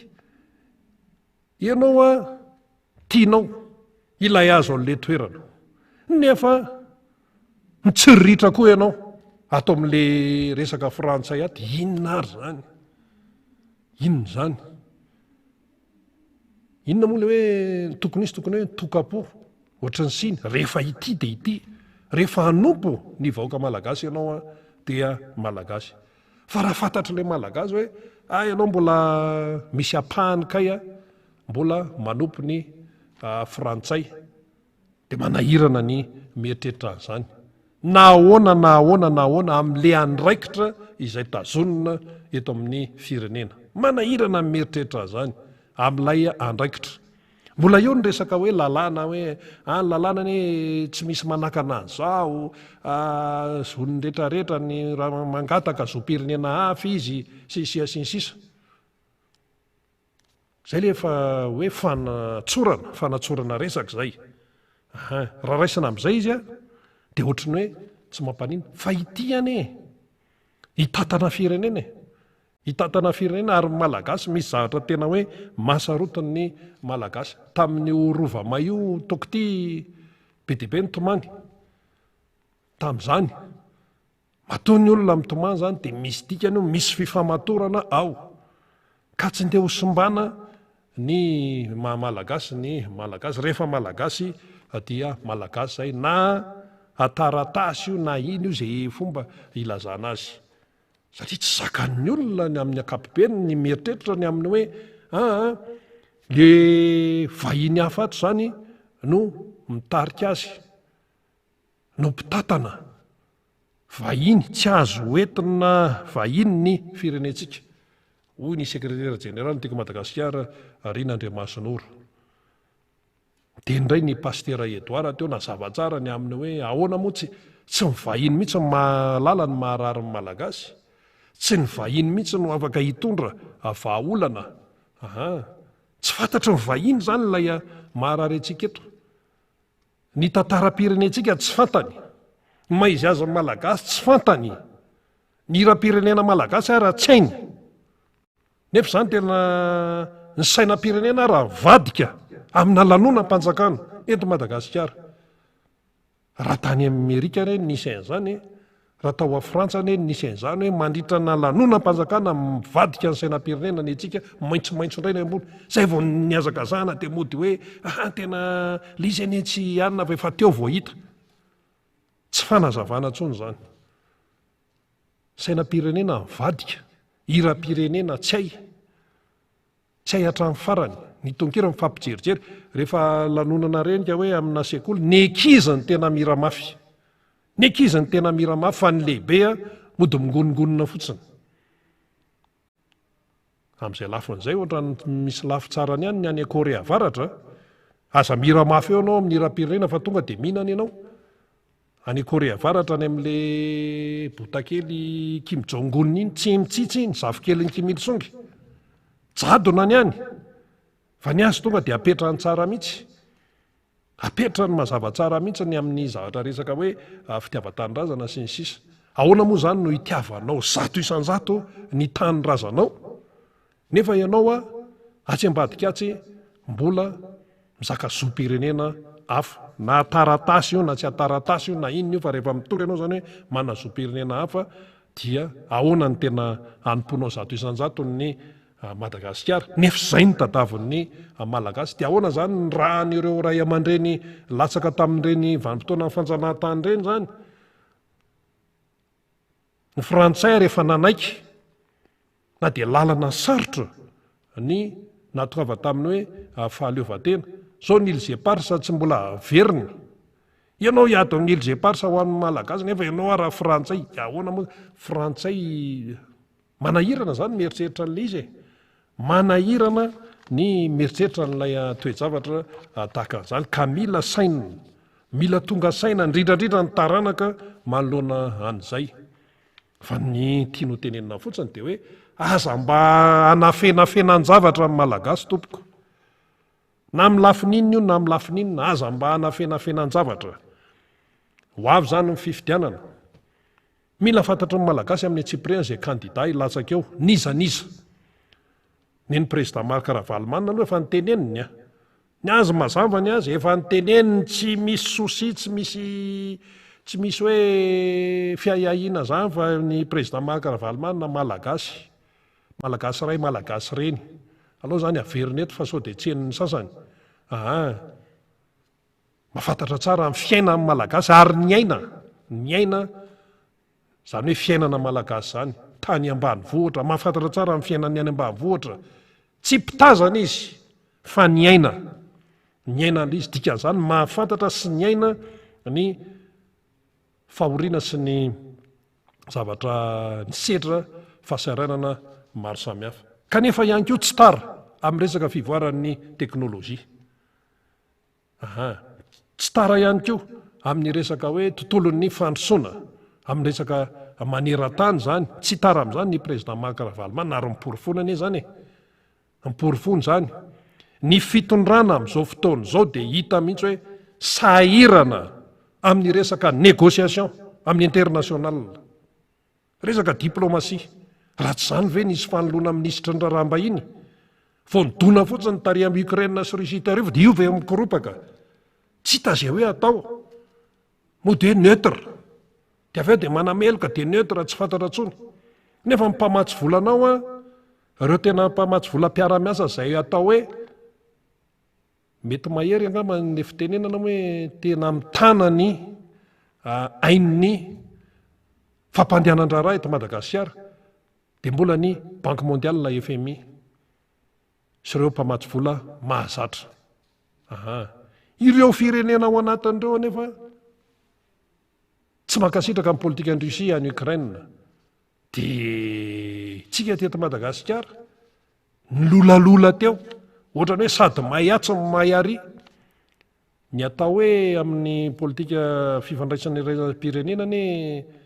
tsy midika mihitsy hoe zahay dia manana fiandrianam-pirenenay marina zay ary tompo-tsafidy zay amin'ny firenena izay hiarahanay miasa marina zay fa amin'ny lafin-javatra sasany mila manapa-kevitra tiano tenena amin'izay mantsy zany dia hoe zay ne tsy azo teritenena raha hiara-iasa amin'ny Russie tiatsika tenena mantsy hoe manana problema ny fitondrana amin'izao fotoa zao raha miresaka iraisam-pirenena fitondrana eto Madagasikara tsy te ho ratsy amin'ny Russie nefa Russie firenena manana problema Wagner fotsiny dia efa problema ho an'ny Russie ianao nefa mbola tonga amin'ny fiteny misafisy be io Russie io zao tsy hoe Russie maninona amin'ny resaka hoe diplomasia fa izy manana firenena manana problema Poutine ane zao tsy mahita tory mihitsy amin'ny zavatra mitranga io mitandrefana rehetrarehetra manampy ny Zelensky daholo iny moa zany andro zareo iny fa inona ny idirana zany eto amintsika ny idirana dia hoe sahirana ny diplomasia eto Madagasikara eo amin'ny fifandraisana raisam-pirenena ahoana zao ny fanampiana ara-bola ny fifidianana mba lazao kely hoe tamin'ny fifidianana tamin'ny 2018 mbola président Hery Rajaonarimampianina ny teo ohatran'izao efa mimetsiketsika daholo ny resaka basket fond ny PNUD égale Nations Unies dia ao anatin'io sibika be izay apetraka amin'ny PNUD io no mandrotsaka ny fanampin'ny firenena isan-tsokajiny zany ohatran'izao tamin'ny 2018 efa mandeha zao nefa ty volana jony ty efa tsy isy tsony efa ho tapitsy ty volana jolay zany zao efa manangasangatsy mbola aiza ihany sahirana ilay fitondrana fa zareo tsy mety mivaky tsy mety manetry tena hoe sahirana zay tsy tafavoaka anay ty raha tsorina zany dia tsy tafavoaka tapidalakale ny fitondrana amin'izao fotoana zao satria ny politika iraisam-pirenena tsy voafehy ny problema anatiny tsy voava fa mitombo ihany ny olona izay manohana n'ilay fitondrana miala daholy dia izay ambokambony eo sisa no miezaka ny hoe manatsara n'ilay fitondrana ny vidim-piainana tsy mety midina délestage mbola io ihany mirehatra kely dia avy eo tapaka ohatry ny omaly ny ankizy hiatrika fanadinana sahirana rapitso ny CP sahirana ny ray aman-dreny ny lalana potika zany hono mandeha hono zany hono natao hoe fampandrosoana dia mody tenenina hoe nisy mantsy mpanona fitondrana zany miteny any amin'ny enao manjery sasany any dia hoe andra nyresaka fampianarana anay dia tena nahavita sekoly be dia be mihitsy ny fitondrany Andry Rajoelina sy ny sisa dia hoy izahay hoe na mahavita sekoly anjato ny anarivo ny amanalina renao eto Madagasikara nefa le olombelona miasa ao aminy tsy zarizary ka raha mana vakasion tamin'ny fanadinina efa tamin'ny 3 taolina lasa raha tsy voalohanao dia inona moa zany ataonao vatatrano nefa le olombelona miasa ao aminy olona tsy qualifié olona tsy mandray vola araka ny tokony ho izy dia mety ve zany aza mieritreritra avoaka malagasy ho tsy mieritreritra hoe tsy mahafantatra inona isika tsy vita ny teniteny fotsiny hoe any endrika ivelany fotsiny dia ohatran'izany keo eo amin'ny resaka iraisam-pirenena ka hoy isika hoe ny président Marc Ravalomanana fantatra ny momba azy na ny atao anatiny fantany tsara tsy atoro amin'izany ary mahavita izy mahalala tsara izy ary mahay tsara izy ny atao anatiny ny any ivelany ihany keo tsy atoro vanjaodiana amin'izany izy tamin'ny 2002 ane rehefa tafavoaka ny vita zany ny crise dia tonga teo amin'ny fitondrana ny président Marc Ravalomanana sao dia adinontsika zany ny ankizy amin'izao mety tsy mahalala aloha fa tsara ampahafantarana zany fa entsana be ny problema teto fa inona no nitranga niezaka amin'ny président Ravalomanana nanafoana ny trosa manafoana trosa zany tsy mora mbola misy club de Londres club de Paris zao hoe misy fandresen-dahatra goavana be ao anatin'izany resaresaka hoe foanan'izany ny trosa fa nga rehefa manafoana trosa dia hoe mandehandeha fotsiny amin'izao miankina aminao ilay mangataka le fanafoanana aloha io manahoana ny fijeriny any ivelany ianao maharesy lahatra tonga dia le olona mihitsy aloha nijerena voalohany président Marc Ravalomanana ny teo dia ozy mpamatsy vola hoe na frantsay io na anglophone io na inona fa iza moa zany Ravalomanana zany ahoana azo atokisana ve zany tsika hanafoana an'le trosa fa sao dia zao tapaka ny hevitra hoe fanindrosa fivoriana tany Paris tadidy tsara mihitsy. Mbola mety raha Jacques Chirac prime ministre tamin'izany. Tantaram-pirenena zany tsy azo ovana. Nofoanana ny trosa. Tsy tadidiko moa izay ohatriny fa nofoanana. Ary ohatrinona mba trosa voafoana nyity fanjakana ity. Tao anatin'izay 5 taona latsaka kely nitondrahan'izay. Nanampy aniarany nataony ary mitrosa tsy ratsy. Fa mitondra inona ho an'ilay vahoaka malagasy ny trosa? Teleferika zao trosaina. Mitondra inona ho an'ny vahoaka ny Antananarivo ilay izy dia mampienam-boteazy. Mampienam-boteazy. Dia resy lahatra amin'izany ve vahoaka ny Antananarivo raha ohatra natao ny tsapa-kevitra. Mba hoe raha mba nisy tsapa-kevitra zany, manontaniana ny vahoaka ny Antananarivo. Hoe resy lahatra ve ianao fa asiana teleferika eto? Miampy hoe teleferika linina anankiroa. Indray makany Ambatobe dia indray Akatso, hatreo Akatso. Ny anarany rehefa hoe Mikatso. Mikatso ao Akatso. Fa tsy araka ny eritreretin'ny mpitatana ny eto amin'ny firenena ny valiny teo. Fa izy moa zany dia hoe tsy maintsy atao ty vola trosaina. Ka raha mitrosa ianao zany mitondra inona ho an'ny firenena le trosa? Vao mainka ave anamafy ny fahorian'ny vahoaka malagasy sa mba hampivoatra azy. Ny ankamaroan'ny firenena Afrika toko dia mitrosa amreo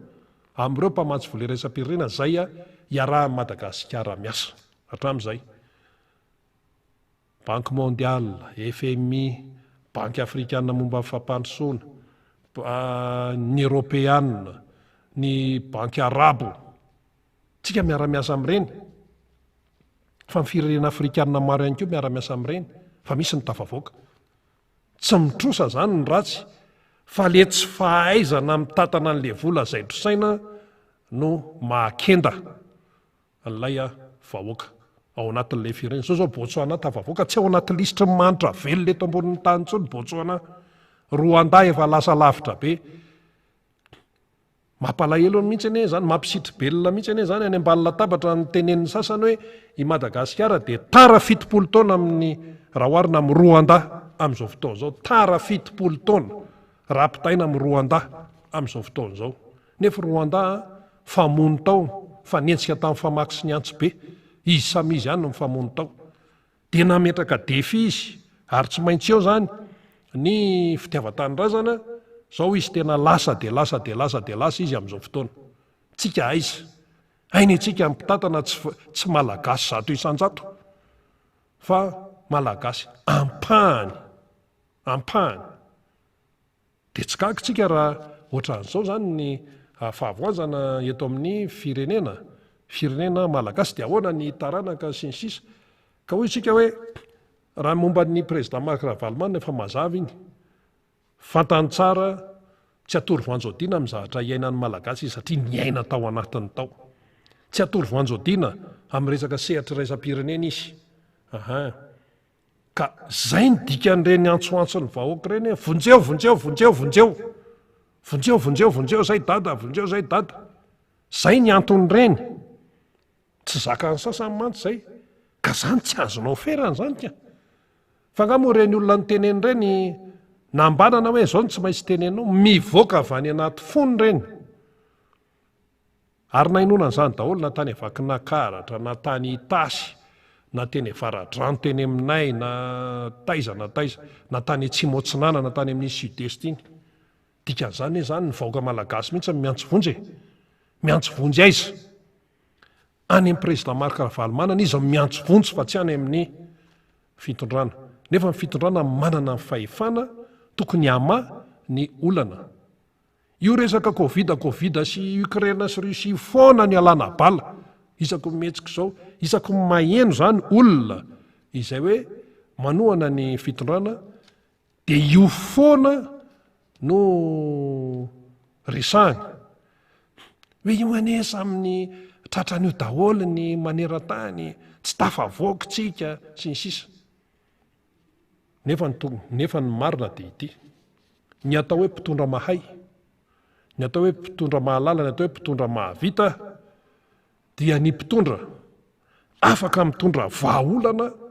manoloana ny olana izay atrehan'ny vahoaka. nalefan'andriamanitra zany inona hoe inisy iny zany ny covid de nisy ny problema ny atao hoe mpitondra mahay de nahita vahaolana nanolonan'iny mba hahafahan'ny vahoakany miaina araka ny tokony isy sy ny fireneny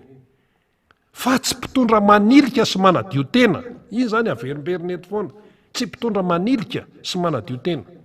fa inona ny vahaolana hoentinao tsy fantatra ny fahaizan'ilay mpitondra raha tsy mitondra vahaolana izy rehefa tsy mitondra vahaolana izy de memafy ny fahantrana ny inga tany Chine ny covid iny raha raisitsika kely so de tsy fantatsika zany ny taux de croissance no eritreretin'ny sinoa tamin'ireny fotoana nisy ny covid reny dia ambonimbony ihany satria ny sinoa zany atao hoe hatrany amin'ny 300 hatrany amin'ny 500 any fa tsy tratran'ilay izy tsy tratran'ilay izy satria nisy covid fa ny taux de croissance tsy négatif ohatran'ny any Madagasikara fa teo amin'ny 2% mahery kely teo ny tratran'ny sinoa zany hoe miakatra ihany nisy ihany ny taux de croissance ho an'ny sinoa na teo aza ny covid nisy ihany fa vokatra ny fahaizany mpitondra tany Chine dia tsy négatif ohatran'ny Madagasikara azy ny taux de croissance mahay zany ny mpitondra ny aminy fa tsy ohatran'ny eto amintsika tonga de -7 nefa ianao mizesta eto hoe za frantsay za ohatra zao ainy zany ianao anaty baiboly tsy mety le manompotompo roa aty zany sady gauche ny droite tsy fantatra tsony sady mayatsy ny mayary dia manahirana ny voaka malagasy zany ary zay ny mila saintsainina tsara mihitsy fa tsy hoe mandeha gona fotsiny am'izao izy ty eny ary toy ihany moa zany ny fandarantsika eto amin'ny miara-manonja MBS sy ny radio Mandady tsy maintsy hoentina zay fanazavan'izay zany mba hahafahantsika tena hoe misaintsaina tsara averimberina any moa fa zizahay tsy manery mihitsy ny amin'izay safidiny tsirairay tsy manery fa ny andraikitra zany de ny hoe mitondra famakafakana sy mitondra fanazavana amin'ny lafin-javatra zay everina ho tokony ho fantatsika ka hamperitreritra antsika mianakavy zany satria hiatrika fifidiana antsika tsy maintsy miatrika ny rahapirenena de olo-pirenena mahafantatra zava-misy eto Madagasikara sy mahafantatra ny fihetsiky ny zato sy zaroa no tena ilaina fa tsy hoe spectateur ohatra mijery baolina ohatra ny tamimaly 0-0 Ghana sy Baria tsika efa mitsane fa mitsantsika na mbola misy lalao raha atao amin'ny septambra ionana amin'ny Angola izay amin'ny Angola mihitsy efa mitsantsika aloha iny zany entre parenthèse ka isika malagasy any no erany atsika Madagasikara dia isika ihany ano tompony ity malagasy ity ary mahafantatra ny tokony hoe zao ny hitondrana azy ka raha avy zany ny fifidianana dia samy misaina isika mianakavy io moa zany mbola mitoizana indray le fotoana hoe fanoratana anarana ary amin'ny fokotany ary de ndana makany ataovy zay maha ao anaty lisy mpifidianana anao zany zay no hahafahanao maneho ny hevitra sy hahafahanao zany manova an'ity raharaha eto Madagasikara ity arabaitsika namana fanirina zava-manantany satria efa tonga mbola nisy fivoriana moa na leandrareo efa tazanao ihany koa ny député fetra dia miakatra eo zany satria tsy maintsy mbola hainontsika niako nyreny tany Antsirabe miarabanao namana fanirina dahoary iny ary miraba ny rina miraba ihany koa ny namana technicien ao ambadika eo ilany atsiny amin'ny fahatarana kely rina ho aty amiko zany satria mbola niatrika fandaminan-javatra marobe ny fivoriana sy ny sisa isika zany miaraba ny mpanaraka ny fandarina indrindrandrindra ny mpiaradia amintsika eo amin'ny radio Mada ianareo izay maso ivoany ny MBS ny fatra rehetra any isika mpanaraka ny MBS manerina izao tontolo zao indrindrandrindra ny any ampitan-dranomasina spécial ny émission antsika androany ho avy eo député fetra Rahalamijavombololona raha ny tokony izy ihany koa ho avy eo député feno Rahalambomanana zany misy zavatra tsy maintsy resahana goavambe androany noho ny fatatsika ny zavatra nitranga tamin'ny sabotsy teo tany amin'ny faritra Vakinakaratra Antsirabe tany. Ny député Jery Randremolaina, député Alain Ratsimbazafy dia voatazona amin'ny andraikitra samy hafa ihany koa satria ny anton'izany rehetrarehetra izany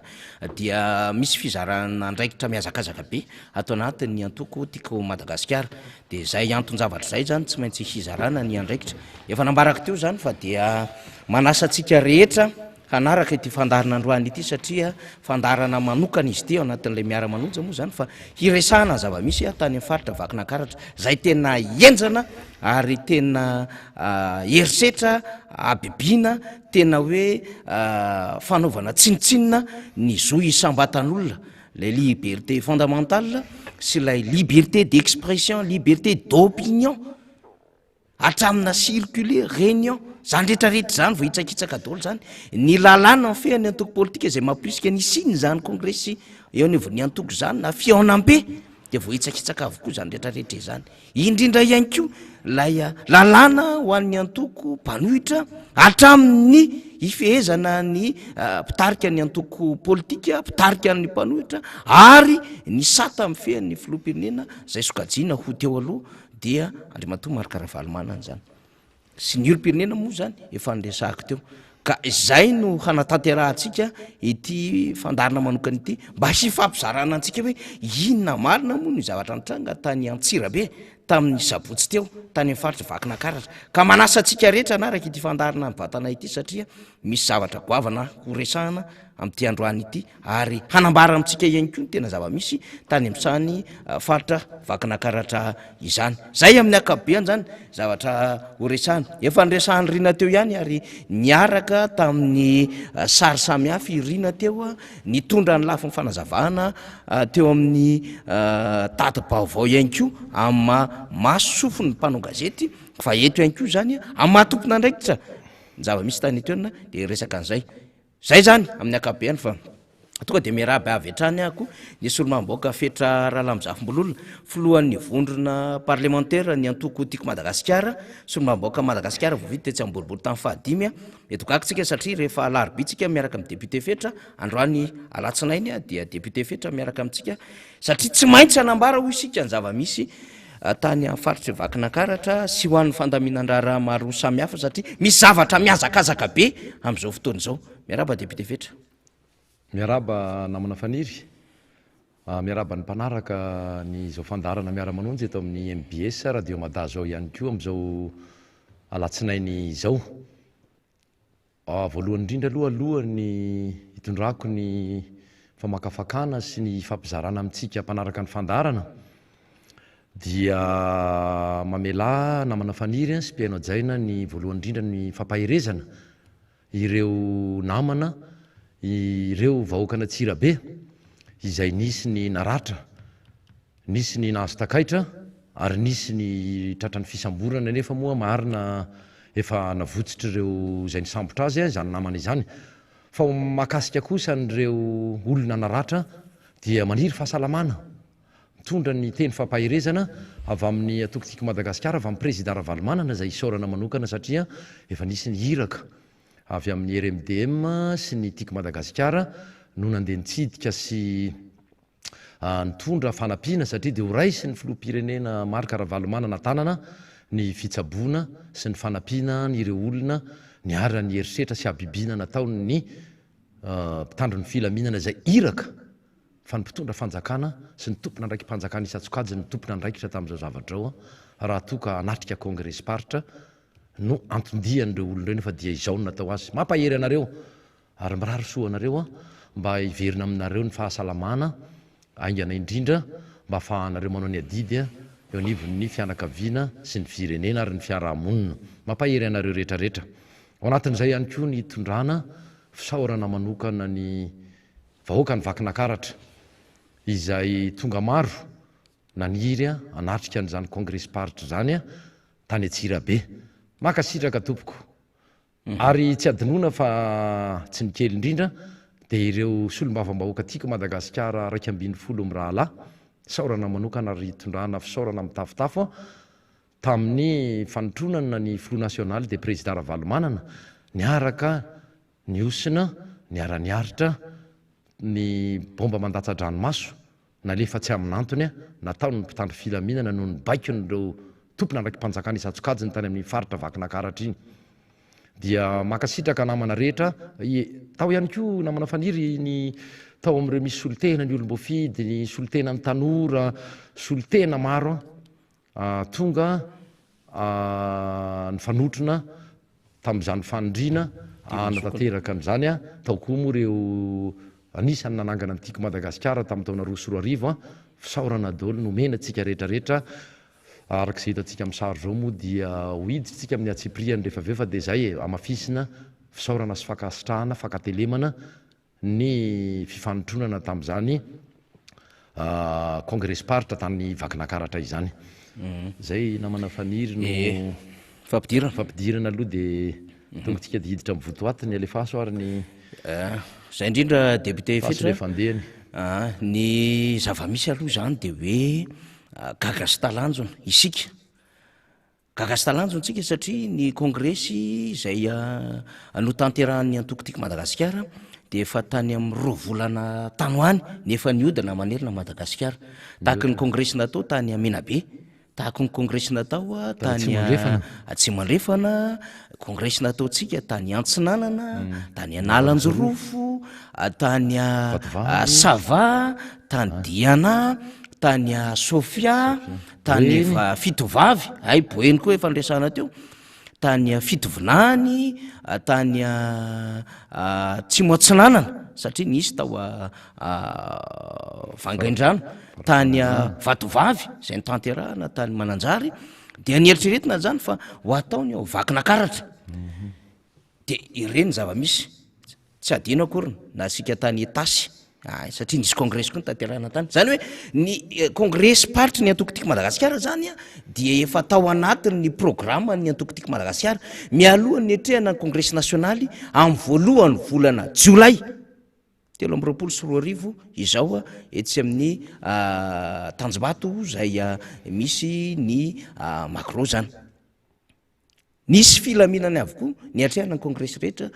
député Fetra Rahalamizafimbololona ary ty tany Antsirabe ty dia azo lazaina fa 2 volana latsaka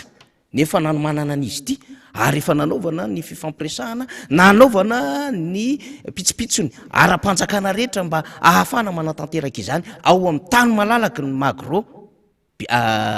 vakinakaratra araky ny fandaminantsika azy sy ny antokotiko Madagasikara zany dia ny asa ho an'izany ny rafitry ny antokotiko Madagasikara tany toerana zay nitaria solomamboaka amin'ny rahalahy Michel Avakoaby sy José Olivier Andrenatenaina zany kinanjo dia tena tsy nomeny ny fitondram-panjakana hatramin'ny farany rehefa avy naodikodana teo député Fetra eo indrindra izy tsara hitondrana fanazavana satria tena feno fitaka sy fihetsarambelatsy ny fomba namtahany teo anivo ny tompona andraikitra tany toerana ny antokotiko Madagasikara ary tsy nanomezan'izy ireo mihitsy zany izany toerana zay tsy iza moa fa fananany ny mpitariky ny antokotiko Madagasikara no nangatahana fa tsy fananam-panjakana akory député Fetra marina dia marina tokoa zay voalazany namana faniry zay ny anomboatsika ny fampizarana ny zavatra nisy ny zavanitranga tany amin'izany faritra vakinakaratra zany marimarina koa tao Atsirabe zany raha mbola ny fampidinika tamin'ireo tompona andraikitra solitena mpanjakana ny atoerana ireo namana sy olombavambahoaka sy tompona andraikitra any amin'iny faritra vakinakaratra iny voalohany indrindra dia marina ho an'ny teny namana fanety ary tena marina ny amin'ny hoe solitena mpanjakana mpitondra fanjakana petsara velatsy solitena mpanjakana mpamitaka tsy mitazona ny teny nomeny no hita tany Atsirabe tany maninona ary zao ny zava-nisy raha apatsiaha kely izahay ny amin'ny hoe Magro avaratsena izay amafisiko ny teny namana faniry teo hoe fanana ny filohan'ny antokotiko Madagasikara fanana ny filoham-pirenena teo aloha président Marc Ravalomanana tanteraka zany tsy fampizarany amin'izy amin'izy fa tsy fanana mpanjakana fa tsy mbola navela ny antokotiko Madagasikara na hikarakara congrès paritra na hikarakara fivoriana hitondrana fanetanana amin'ny hoe manana adidy ny atoko politika anome aina ny fiainam-pirenena na ara-politika na amin'ny lafiny maro naniry izay fa fanotelony izahay no nisakanana tamin'izany a hatramin'iny asabotsy iny. Inona no antony? Justifie ve? Vao marina ve reny fihetsikiny mpitandro filaminana sy mpitondra fanjakany tany toeran'ireny? Raha nanao an'ireny atao hoe etsika feno abibina, niteraka fandratrana, ho anna vahoaka tsy manatsiny, ho anna olona tsy manatsiny. Any amin'ny farantsika rehefa tapitra zao fandarana dia anjarantsika no mijery, anjarantsika no mitondra ny fanamarira sy misaitsaina satria dia ifampizara aminareo zay satria niaina izany. Niaina izany izahay. Anisan'izany ny tenako. Fanontaniana mipetraka ho iaho teo dia hoe inona ny antony nanaovana mobilisation na mpitandro filaminana amanjatony. Amanjatony ho iaho tamin'iny asabotsy iny. Ny zavatra nampalahelo dia teo ihany ny fanakanana. Fanakanana nataon'ny mpitandro filaminana marina baiko ny anareo. Baiko ny anareo nefa tsy haintsy ilaza eto hoe raha izay marina ny tena voarainareo baiko. Maninona ny misy tsirairay manao herisetra tahaka ireny? Maninona ny tonga hatramin'ny fandratrana ny vahoaka tsy manatsiny izay maniry fanirina natrika kongresparitra. Mafisiko ny tenina manafaniry teo. Ny lalàna no manery ny atoko politika anatanteraka kongresy isaky ny 5 taona farafatarany. Lalàna ho iaho. Ary misy koa ny fanambarana le atao hoe déclaration d'existence zay tsy maintsy apetraka any ministera ny antany. Anisan'ny tanterahan'ny tiako Madagasikara zany. Inona moa le devisenareo sy ny teny filamatra tsy manao hoe hiaro ny vahoaka sy ny fananany ve ny mpitandro ny filaminana? Marina zay a. Dia mitodika any aminareo izahay miaro ny vahoaka sy ny fananany. Aperatsika ny fanontaniana hoe fananan'iza moa zany lay magro eny avaratsena? Fanananareo ve? Fananan'ny mpitandro filaminana ve? Fananan'ny préfet Antsirabe ve? Sa fananan'ny gouverneur ny Vakinankaratra sa fananan'ilay mpitondra fanjakana zay tarihana Andriamatoany Rajoelina, eo ny prime ministre sy ny sisa sy ny ministre ny antany. Fanananareo manokana ve io? Ary inona le antony anakananareo? Tsy anatanterahana kongresparitra ao amin'ny fananana sy toerana an'ny filora valomanana zay filo nasionaly nanangana ny tiako Madagasikara ary mbola filoany ankehitriny. Zay tokony ho valianareo aloha. Rehefa tsy voavalinareo zay a dia aloha tsy miresaka intsony. Tsy maninona fa io dinganiko iny. Eo zany tsy mitombona leo hiaro ny vahoaka sy ny fananany. Fa le fananan'olona raha tsy avelanareo ampiasa azy lay olona tompony. Tsy avelanareo ampiasa azy reo mpanaradia azy. Fa ianareo no iza. Tsy azony reto olona reto mihitsy angamba manila hoe na ny teny filamatra napetrany ary sy napetraka ho an'ny tafika marina hoe nisy ny tany alohanareo. Dia mbola tsy ho mandrakizay ianareo fa mbola isy koa ny andimby anareo anarina. Mbola hipetraka sy mitombona ve zay devise zay hoe hiaro ny vahoaka sy ny fananany. Zao no nataonareo an'ilay vahoaka. Raha izay. Dia ny faharoa, nisy ireo mpitandro ny filaminana izay tany anatina misy ny stagiaire hitantsika tamin'ny eny teny na ny polisy io a na ny anivon'ny tafika. Nisy ihany koa nefa rehefa manana grady a na le barety reny na tsipika sy ny sanambaratonga an'ireo manamboninahitra lefitra sy ny sisa ary misy ireo manamboninahitra zay hitanay tena toerana teny. Vondrona telo ny hita teny dia tao ny tafika ho ia teo a dia tao ny avaon'ny polisy pirenena ary tao ny avaon'ivon'ny gendarmerie pirenena. Teo no mipetraka ny fanontaniana hoe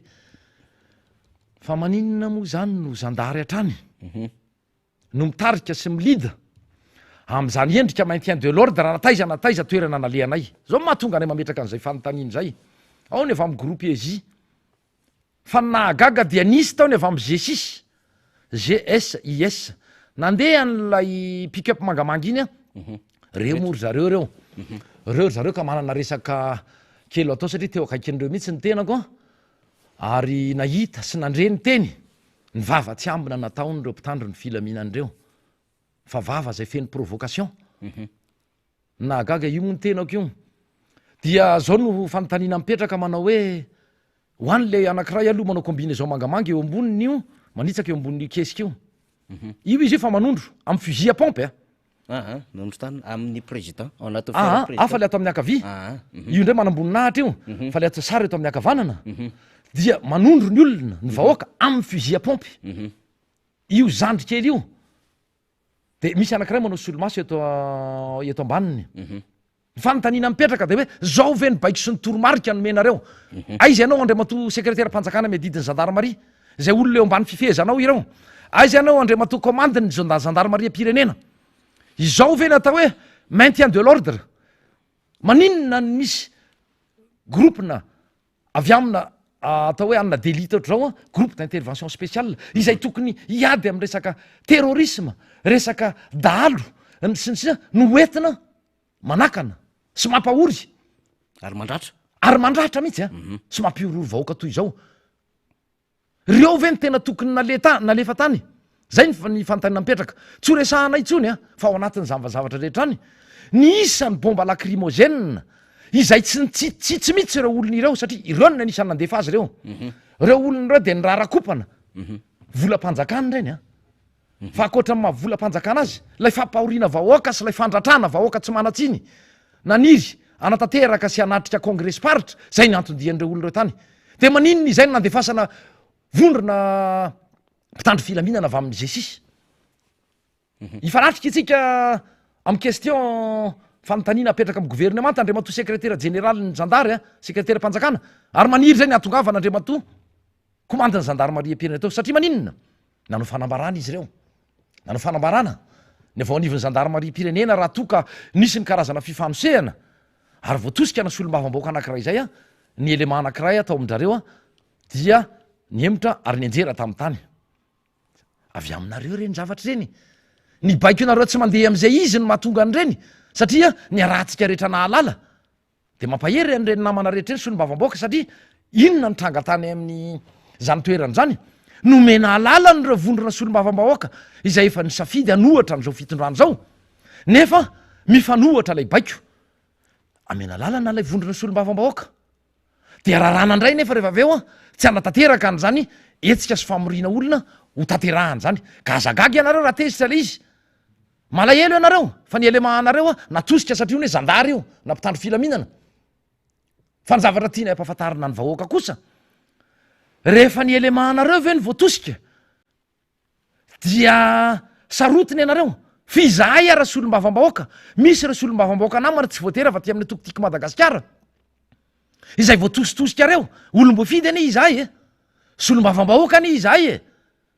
ary izay ny kapikambana ao amin'ny androm-panjakana mitovy am'izay koa président Marc Ravalomanana izay filoham-pirenena teo aloha tsy vitany hoe filoham-pirenena teo aloha ihany fa lehibe natoko ary tadidio tsara fa averiko indray mandeha ty filoha faratapony mpitandro ny filaminana chef suprême ny armée ohatry ny adininareo zay dia sanylay zandry kely ny nanambana basy tamin'ny fusil à pompe zany teo tato nilako teto tandamosiko kely teto filoha Ravalomanana io moa izy io ambony pick-up io nanambana ary nanapoka an'lay basy ny telo nitodika taty aminay président Ravalomanana tsy ampy eo amin'ny 10 metatra 12 metatra eo ny elanelanay a fa marina hoe somary nareniny kely lay basy de napoka ny telo de nysotominy io zalahy anankiray a manao solomaso mitodika makaty amintsika eo amin'ny sary eo amin'ny akavanana io no nisitanazy hoe oka le ty zay finon ty ataony lahy nefa izy koa anisan'ny namme baiko teo koa io rangaha io ary nanentsika olona zay indrindra matsy de zay indrindra no hitodiatsika any amin'Andriamatoa secrétaire mpanjakana miadidiny gendarmerie pirenena sy anao Andriamatoa commandeny gendarmerie pirenena maninona izao nandefasan'olona tsy voafehanareo toy izao misetrasetra manapatra mampiasa hery amin'ny vahoaka satria ve tanora satria ve nivoaka avy any anivona vondrona toy ireny izy jesisy de izay no ampiororona toy ireny mampitandriny izahay a ary tsy ampiemotro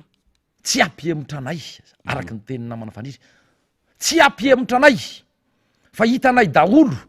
ireo ary efa mifanena aminay matetika amin'ny atao hoe endrika maintien de l'ordre raha ataonareo anatin'ny asanareo izay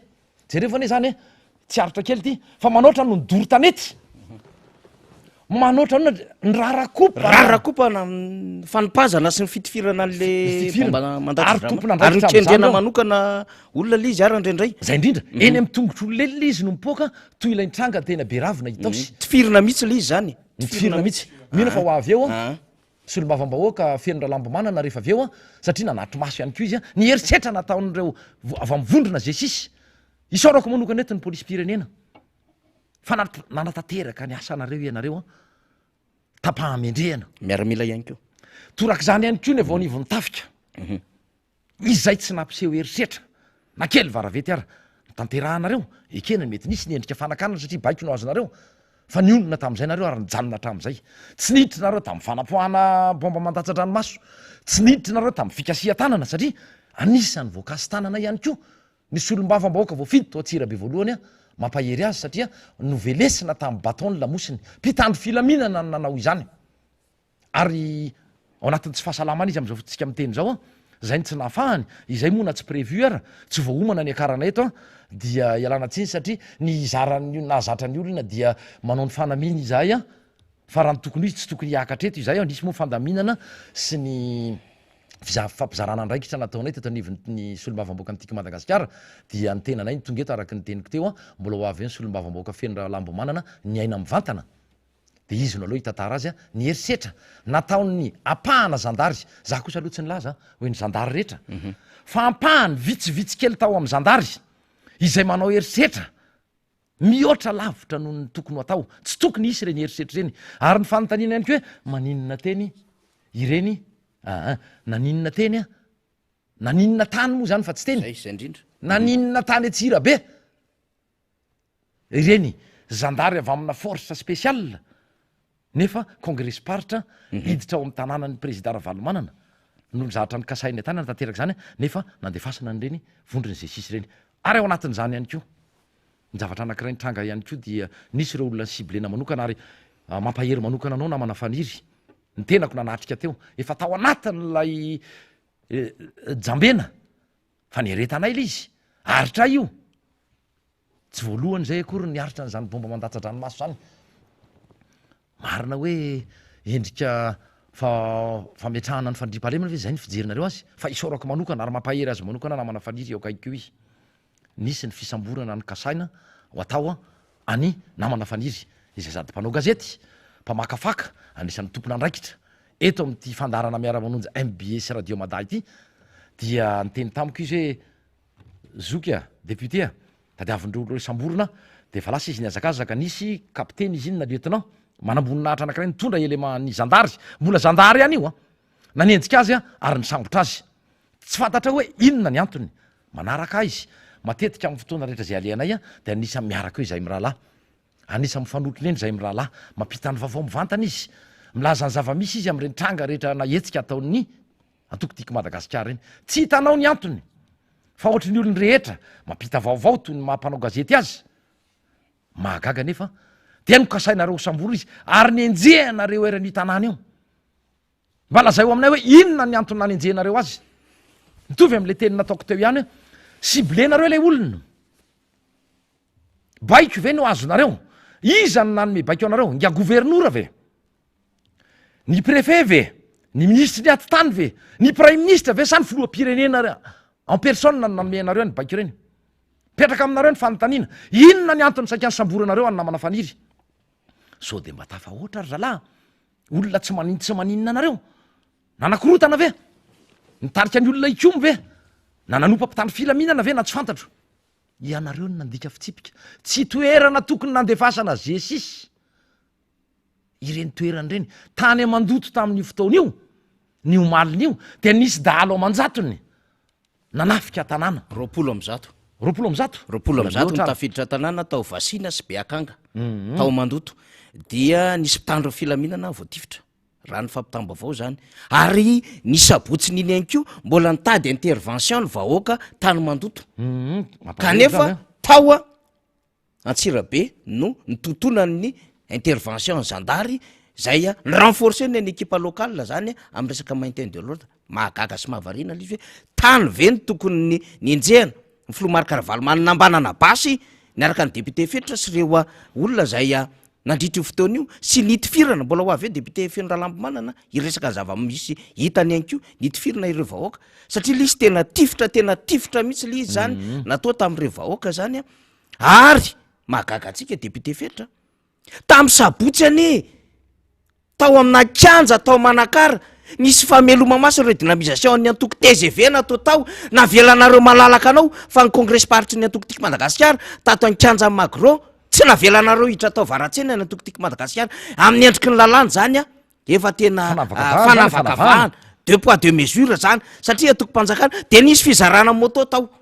nefa hoe redynamisation ny antoko TGV tena efa tsy mandeha am'izay laoniny ntsony le zava-misy am'izao député fetra itsika amin'ny tena zany en connaissance de cause satria fandray any namana manakarytsika député fetra fitondrana mpiatsara velatsy fitondrana mpamitaka araka ny teny nataonay sy faniry tany ambolohany taiza le izy fa iverenako ara ilay tamin'ny fotoana nangatahana le lalana satria niezaka izahay nangataka lalana sy nametraka ny fangatahana araka ny takiany lalàna na atao hoe toerana fanana ny flora valy manana manokana no nikasainay idirana anatanterahana izany congrès paritra izany taiza le fitaka taiza le fiatsaram-belatsy la hoenitsika rehetra eto zao ny zava nisy taorina ny fionan'ireo tompona andraiky isatsokajina anisan'izany ny solomavamboaka voafidy tao atsirabe voalohany sy atsirabe faharoa de nisy ny fampiresahana moa tamin'ny tompona andraiky mpanjakana ireo manamboninahitra ireo tompona andraikitra eo anivony préfecture amin'ny polisy sy ny sisa de zao no sosikevitra ny mendrareo tsy azonareo atao izy izy efa hitanao tsy ny tombony iny zany ny manatanteraka etsika ao anatin'ny magro avaratseny io fa omena toerana ianareo de nanondro toerana ry zareo rehefa voatondro le toerana de rehefa anatanteraka ao ianareo de omena alalana fefa vonony ty ny taratasy anomezana lalana anareo inona no ataondry zareo alohan'ny andehanan'ireo naman'ireo ifampiresaka amin'ilay tompon'ilay toerana efa miantso mialory zareo mampitahotra sy mampiororo ny tompon'ny toerana manao hoe tsy ilaina ianareo mandray sy manaiky ny fangatahan'ireo olon'ireo anatanteraka congrès paritra ato aminareo fa mahita raharaha ianareo raha manaiky ny andray an'ireo olon'ireo jereva am'izany ny toetra n'ilay mpitondra fanjakana jereva am'izany ry vahoaka azonareo tsaraina am'izay le olona asa raha mbola sahandahan'izany izy tsy vita an'izay tsy indray mandeha fa mbola nisy toerana anankiray ihany koa akoatra nefa fandrarano tsy hiditra anaty tanànany le tompony zany tsy avela hiditra anatin'ilay tanànany de mbola nisy fanotelony mbola toy izay ihany le zavatra nitranga io fanotelony io nefa député fetra nanaovana antoko sy lay vondrona solomamboaka manao fitsidiana amin'ny teny tanàna etsika iny telony ataona zany tao nisy antoko ray nandalo nisy antoko faharoa ary misy an'le antoko manao an'le toro nandalo tao am'le toerana io azony zareo natao de ry zareo ihany no miproposé tamin'ny tima hoe tsy mety eo magro fa mandanonareo atsy fa teo daholo reto vondrona telo reto natao ny eken'ny tim zany tany atsirabe tamin'ny vakina karatra eny ara fa hoainy zay fa zao ndray le izy avy eo ry zareo ndray nahita antony hoe tsy azonareo anaovana andray io satria misy banque primaire misy banque centrale eo akaiky ny toerana io tena marary reto olona reto hoe izy mamialalana eny hoe ndana makany faza makao magro nareo rehefa nanaiky le antokotiky madagasikara izy ndray mandrara fa naninona le anako telo teo aloha talohan'ny antokotiky madagasikara handalo eo zay nomendry zareo alalana anao eo tsy nanana problema tamina resaka banque primaire sy banque centrale fa maninona ny antokotiky madagasikara zay ry zareo manao proposition ny andehanan'ny antokotiky meny am'le toerana no mandrara ndray rehefa avy eo ridicule angela izy député fetra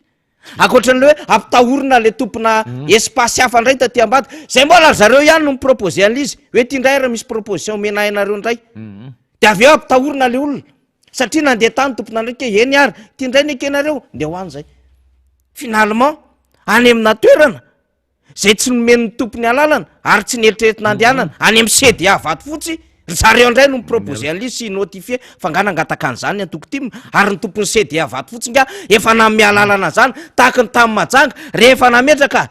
fangatahana ny time tamin'ny majanga hanao congrès tao amin'ny juin lycée FJKM de ozy ny préfet antanio aloha ny hevitry ny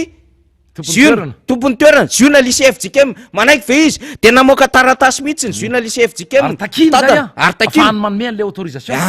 hoe zany no ny lalàna ozy ny préfet tamin'ny majanga de natao ny tompony lycée zany mpitatana ny lycée de nentina fa tsy mety namoaka autorisation hatrany farany le préfet de le tato atsirabe ndray tsy nanontany ny hevitry ny tompony CDA akoriny hoe azo ny time ataovy fa tonga izy de minotifie ndanonareo makany fa nga izy ty tena olona tsisy saina le antoko na olona tsisy azo ndamosina ka zay tianareo anaovana anazy miverina tany amin'ny fanapahan-kevitra voalohany antokotiky madagasikara hoe everinay manoloana fiatsaram-belatsy manœuvre dilatoire manœuvre politique sy mifitaka atao juste mety raha miverina any amin'ny magro satria io fananana ary le olona tompony le fananana tompoko no tonga tany toerana saingy reny herisetra sy abina natao ary ny kendrena manokana ny filomarika raha valomanana tao anatin'ireny esika reny dikan'izay miantso ny voakotsika ho tonga saina tsara anaraka ny raharaha depute fetra fa retolo reto de misy kinendry manokana any ambadika any ary izy mampaniraka mpitandro filaminana ivelan'le fitandrona filaminana eo toerana de manana zavatra hafa manokan'reo olonreo ao anatin'izao a raharaha izao hanakorotana ny tima amin'ny congrès zay ataony isika moa hiatrika congrès national depute fetra averiko ndray mandeha zay a mahakasika an'ireny iraka manokana avaty Antananarivo reny satria misy tadidinay ny endrik'ireo zandary indrindrandrindra averiko indray mandeha fa tsaronay sy tadidinay ny endrik'ireo zandary izay alefa hatrany amin'ny toerana zay nalehanay a anamafy tsy maninona mety tafiditra ao anatin'ny asan'zareo fa ny tena mbola tsy levo mivavononay ny zavatra hitanay mbola tsy azo sainay ekena sy tsy azo ny fanaovanjavatra ekena ao anatin'ny atao hoe fenitra tokony takina manoloana an'ireny hoe fampandriana fahalemandreny de ilay zandary nanambana basy fusil à pompe ny tenako sy président Ravalomanana raha ivoaka n'lay arabe zay fa amonjy ny fiarana izy a ary ihany koa saika tsy namela rery rehefa nipopoaka ny bomba lacrymogène rehefa nandeha ny eritreritra sy ny kapoka sy ny daka natao tamin'ireo olona izay maniry iaino ny lahateny indrindrandrindra saika kasainy ho totosaina sy ny kasainy atao a manoloana andreo vahoaka atao magro avaratsena mbola averiko mbola mitodika amin'ny tompona andraikitry ny zandary aza mba averina aminay tsony aza mba ambanana basy toy ireny izy ay tena tsy vita fanambanana lay izy a fanapoaka intelo lay basy raha tsy nisy an'lay zandary avao am'izay sisy nanao combinaison mangamanga manao solomaso iny ny sitona an'lay namany ok zay satria somary nareniny kely lay basy tsy tena nataony nahitsy anay sy président Ravalandreo fa naso miarina kely a de napopoaka ny intelo de fanany de kitriky de stominy de pak napoaka ny intelo raha kely de avao mo lasa rareo satria tsapany fa nanao fady sona goavana izy nanao zavatra mamoa fady filoham-pirenena teo aloha olom-bo fidy ny tena koresako no nambana anareo basy ary tsy basy rano lay izy fa fusil à pompe zavatra tokony hoentina am'ireny le hoe dalo maherisetra mpamon'olona mpanao kidnapinina jola izany ny tokony nampiasanareo sy nitondrotondronareo tamin'ireny basy reny tsy ho vita mory reny zandry kely tsy ho vita mory reny andre mato sega tsy ho vita mory reny andre mato commandeny gendarmerie pirenena fitondrana afaka telo volana ratsaka kely a de hiatrika fitsaram-bahoaka amin'ny alalan'ny fifidianana ka ho anareo raha lay mpisitona lakiloha sy miaro ny zavatra tsy azo arovan'ireo de misy moa ny teny an'izao any anatin'ireny tambazotry reny manao hoe fa ny adalanareo fa inona no alehanareo eny tsy alova hoe nijanona tany an-trano e fa mety aminareo ve zao zava-misy zao ino moa ny atao hoe politika inona ny atao hoe atoko-panohatra inona ny atao hoe maneho hevitra manoloana ny zavatra tsy mety fa maneho hevitra sy milaza ny zavatra tsy mety ary izahay a zao ny ataon'lay mpitondra fanjakana hitanao misy ezaka ve ataony misy ezaka fa tsy tafa izy tsy tafa avoaka ka rehefa tsy tafa avoaka izy nitahoatra amin'ny BDB nitahoatra n'lay atoko-panohatra tari amin'ny président Ravalomanana no BDB de reny manao tao foana toy ny tany atsirabe reny tsy azo ekeny reny tena mila fandraisana andraikitra reny fa tsy hoe rehefa ny manareo ny voatosika na solom-bavam-bahoaka ray tena ambaranao andre matokomandiny gendarmerie pirenena hoe misokatra amin'ny fanadiadiana fa ho avy hoe solom-bavam-bahoaka feno ra lambomanana izay nisotosotominy zandarinao tamin'ny vozina akanjony tamin'ny volana mars tamin'ny volana mars ary rehefa nametraka fitoriana marina tokoa zay fa nametraka aiza atao tsy misy resaka kory hoe misokatra ny fanadiadiana fa ho avy izy anazava an'izay sy tondra ny atsiprian'izay fa rehefa ny anareo olom-bofidy toanay no ozongozona sy kapohana amin'ny baton zay nahazo ny député Natsirabe député Michel to tsy misy resaka mihitsy hoe misokatra amin'ny fanadiadiana fa ny anareo any nihitanareo mahagaga ho le teny zay mbola veriko ary tsy matoko lolo zay teny zay nanao hoe izay nge zandary de ataonareo toy ireny ary ny filoham-pirenena teo aloha lehibe faratapony ny tafika ataonareo toy ireny sady tompon'lay toerana sy olom-bavam-bahoaka to anay raiky ambin'ny folo mirahalahy voafidim-bahoaka mpikambana amin'ny androm-panjakana zay ny antemera-pirenena ataonareo toy ireny fa rehefa ny anareo zany de vitavita ho azy mety fa rehefa ny anay vitavita ho azy azo tsinitsinoavina alefa azo fa ho hitatsika eo tsy ampiemitra anay zany ataonareo ary mbola ho avy ny programme zay indrindra tsy hoe janona tamin'ny vakina karatra fady zay koa mbola manomana congrès national fa ho avy ny programme ary ho hitanareo sy hoeninareo zany mbola iodiny io zay indrindra so de hoe nisy an'iny de mempotra mampitandrina anareo sanatria zao tsy ampizarazara ny tafika akory ny tanjonay na ampizarazara ny zandary na ny polisy na inareo mpitandro filaminana amin'ny akapobeny fa izao ry zandrikely atsaro na ajanony reny tsy anatanteraka reny olona misetrasetra tsy fantatra zay ny fohany tsy fantatra zay ny sotrony ho azonay tsy hoela ny mombamomba azy zao zandrikely misy sahazandrangany ambadimbadika rehetra any na ho anivonareo samy jesisy misy sahazandrangany anivon'ny polisy misy sahazandrangany anivon'ny tafika aza misetrasetra toy ireny ary misy lehibe nareo zay mila mandray andraikitra manoloana an'ireny fietsika feno eritrehitra nataon'lay zandrikely anivon'ny jesisy reny mampitandriny izay ny ezinanao ihany fa mivola ataoko hoe latsadatsa kokoa raha atao anatin'izay fa dia mampitandriny izay hoy aho aza mandray aza manao fietsika toy ireny tsony aza mameriny ireny fa tsy ho zaka nareo ny fitsaram-bahoaka mba jere voany ny carrière mba jere le carrière raha ohatra kosa ka nisy ny kasa na nytorabato izay izahay ny nandrara azy hoe ndao toroahana azafady ny avatian'ny tiako madagasikara mpanara-diny filora valomanana tsy mitorabato mpitandro filamina fa baiko koa ny andreo fa eritrereto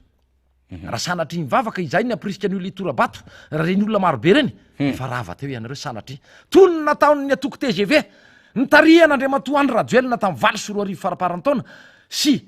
9 taona 7 torabato nataon'ny fiara ny filoham-pirenena maro karavalomanana tamin'izany fotoana teny Ambohimanarina teny amin'ny lalana tena Kazomanga teny amin'ny 7 hektara nisy vato efa napetraka meloa teny izay efa voahomana nitorahana vato ny cortège nandalova amin'ny président maro karavalomanana raha veny amin'ny aéroport izy nanatrika an'izany ny tenanay nanatrika an'izany ny tenanay Andriamatoa filoha ankehitriny Andriamatoa Andry Rajoelina fantatra fa iraka reo reny na tsy mety anao mivantana fa olona reo ny naniraka an'ireny ary fantatra daholo ny olona naniraka an'ireny tsy miditra amin'izay kilalao maloto zay izay azy izay nomenatsiny hoe mahandrasa fifidianana tsy efa nilaza ve isika hoe itsinge fifidianana zay anaovantsika congrès io zay indrindra akatsika fanapaha-kevitra fiomananay amin'ny fifidianana no efa nataonay tao anatin'ny efataona sy tapany mahery dia tenenina zay tianareo tenenina zay mifanohatra hoe mahandrasa fifidianana mahandry zay raha mbola verina indray mandeha ary ny teny farany satria fa ao namana misy gouverneur koa tady afinao ambadiky ny adevitra ao vakinakara sy ty resantsika ty tsy ho azo adiditra tato anatin'ny antokony ny aingy zany olona zany mpamadika ny aingy avy tato amin'ny tanora tiako Madagasikara zany lasa governorana vakinakaratra zany todika aminao Andriamatoa gouvernora mipetra tsara ianao mipetra tsara ianao fa ianao de olona mpamadika ianao tsy resy lahatra amina resaka tsy manana conviction tsy manana foto-kevitra ijoroany ianao fa vao vita iny rava satria naonganareo président Ravalomanana ohatrany tsy teo maila kery le namana nandeha tonga de nanaratsy ny filora Valomanana hoe nanao ampimamba izay ny arem-pirenena ianao ny nanao ampimamba satria nakaizany tractera tamin'nisy ny ministera zay nitatananao hatramin'izao tsika miteny zao valinao zay ary ny anao any amin'ny asa fampanotrona na tsy ara-dalàna raha ny toeranao tsy ara-dalàna amin'ny maha-governoranao fa chef de région tokony eo amin'ny toerana io de tsy maninona fa niteny any izay fa anginy zay fa ny zavatra tiana eo afarana aminao Andriamatoa gouvernora vakinakaratra mipetra tsara ianao raha mifeorenay de ianao ny nanafatra an'ireny mpitandro ny filaminana reny tompona andraikitra ianao raha ianao ny nanafatra an'ireny any amin'ny fampanotrona ianao ary tsy tokony eo amin'ny toerana kory ianao fa chef de région tokony eo amin'ny toeranao ka mipetra tsara ianao ry mpamadika mipetra tsara ianao ry tsy manana foto-kevitra ijoroana fa tsy zay no teniteneninao eto samy manana amin'ny maizy azy eto ndao iadevitra fa zay zany de fasana an'ireny tsony zay angambany fa efa tazako ao ambadika ao ny namana sy olo-mavambahoaka Fenitra Lambomanana dia mbola mamerina ny fampahirezana an'ireo namana maratra ny vahoaka Antsirabe de isaorana mitafotafo tamin'ny fijorony tamin'ireny hoe fikasana anatanteraka congrès tanteraka ihany moa zany noho tsy fanomezan'ireo alalana de navita diabe tsika de mampitandrina kilometatra maro amina kilometatra maro namakivaky tanàna aza vela ihany izahay fa nareo maniry anay idina dalambe zay no